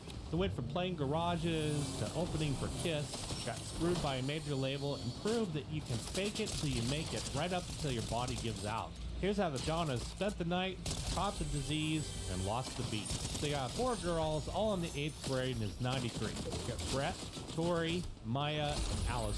Girlfriends, bored out of their minds, decide to do the most logical thing a bored 14-year-old can do. Get freaking loud. Now, they don't know how to play their instruments yet, but that never stopped a punk rocker. Look around for inspiration, they land on the Ramones. They love the Ramones. Leather jackets, simple 3-chord songs. Most importantly, they love the fact that every Ramone had a fake last name. Dee Dee, Johnny, Joey, Tommy. It was a gang. So these girls looked at each other and they're like, that's it. So they assigned themselves names. Brett Anderson becomes Donna A. She's the singer. Tori Castellano becomes Donna C. on the drums. Maya Ford is Donna F. on the bass. Allison Robertson is Donna R. playing the guitar. Just like that, the Donnas are born. And it's genius because it's kind of stupid simple. The goal? Become a wall of sound with matching first names. So they write their first song in a day called High School Yum Yum. Lyrics are exactly what you think they are. Bratty, loud, about boys, the attitude is there. They're not singing about heartbreak and stuff like that. They're singing about taking what they want. They record this stuff in a cheap little recorder. Sounds trashy, but it's the best kind of trashy. Start playing around town, but remember they're 14.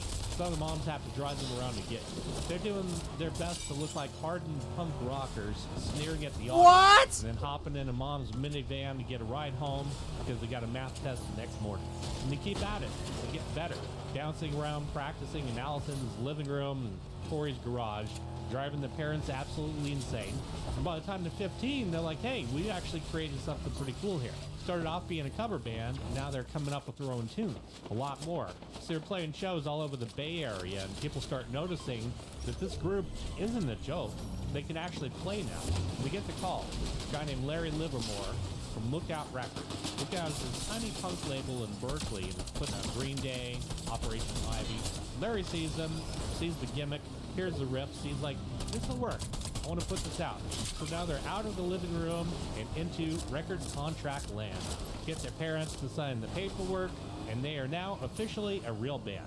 They put out their first record, The Donnas, in 97. 30 minutes long, raunchy, feels more like 10 minutes long. Song after song about parties, boys, getting bored. And they do something smart. They lean into the image. The album cover, they're looking tough. They don't look like 8th or, well, 9th graders from Palo Alto. They look like they'd mug you in a dark alley for your lunch money, or at least to the very best of their ability. And the critics, punk rock purists, start grumbling. Oh, it's a gimmick, fully manufactured. But it does not affect the band at all. They know it's a gimmick, that's the point. They're giving you a show, or an escape. And while you're busy complaining about authenticity, they're out busy getting fans. Because the songs are catchy. Listen to I Want to Be a Unabomber, or Huff All Night. Start tapping your foot. Infection. And then they do something that absolutely changes the game. They decide to speed everything up and release an album, American Teenage Rock and Roll Machine. The title says it all. They're not trying to be subtle. Cranking the volume to 11. Touring relentlessly. Still in high school, technically, but they're on the road, playing to crowds of punk rockers who don't care how old they are as long as the music keeps coming. Around this time, the whole girl band label starts sticking, but they're not liking it. They're getting chucked in the box with the Runaways and the Go-Go's. But the Donnas are like, no, we're louder, we're harder. They're not wanting to be the happy, we got the beat people. And really, they're putting out that chaotic energy on stage. They're getting a reputation as a must-see live act. Tori is pounding the living crap out of the drums. Allison going nuts on the guitar with a sneer on her face. Brett owning the crowd. But the thing is, they're building up a cult following. Not mainstream yet. The underground. But now they're becoming kind of the queens of the underground. And they're thinking, this is it. This is our life. They're fully committed to the band, going all in. And when you go all in at 17, you either end up a legend or crash and burn. And you're about to find out just how high the stakes can get. But in the late 90s, the Donnas are deep in the trenches of the punk rock scene. Put out another record, Get Skin Tight. And here now they're starting to actually refine their sound, moving away from being just a Ramones clone. Now we're starting to get some glam rock put in there. A little bit of AC/DC-ism, especially in the guitar tone. Starting to get that vibe of a mix of 70s arena rock chucked in with the punk. And this record, Get Skin Tight, is tight. Produced by a guy, Robert Schiff, works with some of the bigger names in punk. It helps them clean up that mess just enough that you can hear the power coming through. Songs are still fast. The hooks now are razor sharp. Songs like Skin Tight, Hook It Up, just stick in your brain like glue. Problem? The music industry is changing. Green Day and The Offspring have already blown up, bringing punk into the malls of America. Now, every major label in New York and LA is looking for the next big punk thing. They see the Donnas, see these 4 ladies playing their own instruments, writing their own songs, and the dollar signs light up in their eyes. So the band's now getting courted, flying out to New York, meeting with execs who are trying to explain synergy to them. Girls are sitting there bored out of their minds, but the pressure's on. They have a choice. Stay on the Lookout label, remain cool indie heroes, or sign the deal, take a shot at bigger money, the big time. And being an indie darling's great.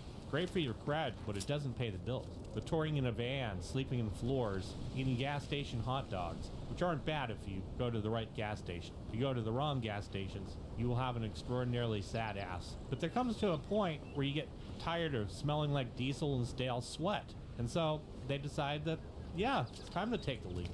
Before they sign the mega deal, though, they put out one more indie record, Turn 21. It's a beast. Sound of a band saying, we're adults now, deal with it. Now the lyrics are about drinking, partying, not taking crap from anyone. A song called Do You Want to Hit It? About as subtle as a brick to the face. Perfect blend of immature, fun, but also pure rock and roll with a sneer. And this album actually starts getting them some real attention. On stage with bands like Blink-182, The Dictators, Holding Their Own. Tori's actually becoming known as one of the most solid drummers at that point. Got a lot of fire and ferocity in the kit. Total engine in the band. She's not stopping. Then comes the offer that changes everything. Atlantic Records. Now, Atlantic's a dinosaur. We're talking the label that built Led Zeppelin. They had Aretha Franklin, Now they want the Donnas. They see them as the missing piece of the pop-punk explosion. They want to make them stars. So in 2001, the Donnas signed a contract with them, get a chunk of nice, sweet, advance money. Are the move out Donnas of their good? parents' I've houses, never buy heard gear them that's before, not I held don't together by duct tape. And for a minute, everything's looking great. They made it. The hard work is finally over. The machine's going to take them to the top, and it's just going to print them some easy money landing in that backyard. But if you know anything about the music business, and especially if you've seen enough of my videos, you know that the machine doesn't care about art. I, Guitar Meets Science on YouTube, will definitely tell you that the machine does not care about the art. So the Donnas are about to find out exactly what it feels like to be processed. So they're on Atlantic now, they're in the big leagues. First order of business is to make an album that justifies the money that the label spent on them. To bring in producer Jason Carmer, worked with Third Eye Blind and the other radio-friendly bands. Real simple goal. Make a record that can compete on the radio with Blink-182, Avril Lavigne. So they go in the studio, start working on what's going to become Spend the Night. Now we're talking a polished album. I mean, really polished. Thick guitars, drums are pounding, Brett's vocals right up front, highly compressed, sounding clearer than ever. There's no more of that punk fuzz going on. It's more in-your-face rockers. They got some bangers for this one. Lead single, Take It Off. If you're alive in 2002, you couldn't escape this song. Wouldn't want to. It's on TRL, Carson Daly, all over the radio, staple on MTV. You got the Donnas playing a sleazy motel room, surrounded by guys just rocking out. Exactly the image they wanted. Here's where the label starts getting their fingerprints all over everything. Atlantic starts pushing the girl power angle hard. Want to market them as a female empowerment act, but in this very sanitized corporate way. They want them to be the anti-Britney, not the artistic anti-Britney, but the we don't dance, we just rock anti-Britney. The band plays along, at least to an extent. They do the photo shoot, interviews for the teen mags, show up at the MTV Movie Awards, just doing the circuit, going through the motions. Spend the Night does well. Sells almost to 500,000 copies. We're up in gold record territory. Touring arenas, playing with Kiss, on the Aerosmith Kiss tour. But there's a bit of a rot settling in. Because when you're on a major label, you're only as good as your last single. Take It Off was a hit, but what's next? What's the next Take It Off? What fits the formula? The Donnas now are starting to feel like they're getting forced into being a one-trick pony. They got some range. They got the classic rock, love metal. Got the punk. They want to experiment. Plus you got the Nonstop touring, which just gets absolutely freaking exhausting sometimes. Pressure's mounting. The glamour of being rock stars is actually starting to wear off and is now becoming a dun-dun-dun job. A really loud, sweaty job. And they're starting to notice the people at the label don't really get them. See them as a commodity. Just, hey, you know, you're 4 girls, you fit in the demographic slot, songwriter, schmongwriter. And there's also a disconnect going on where it's really important. Fans who are with them from Lookout days are like, man, look at them. They're on MTV, they're total corporate sellouts. The new fans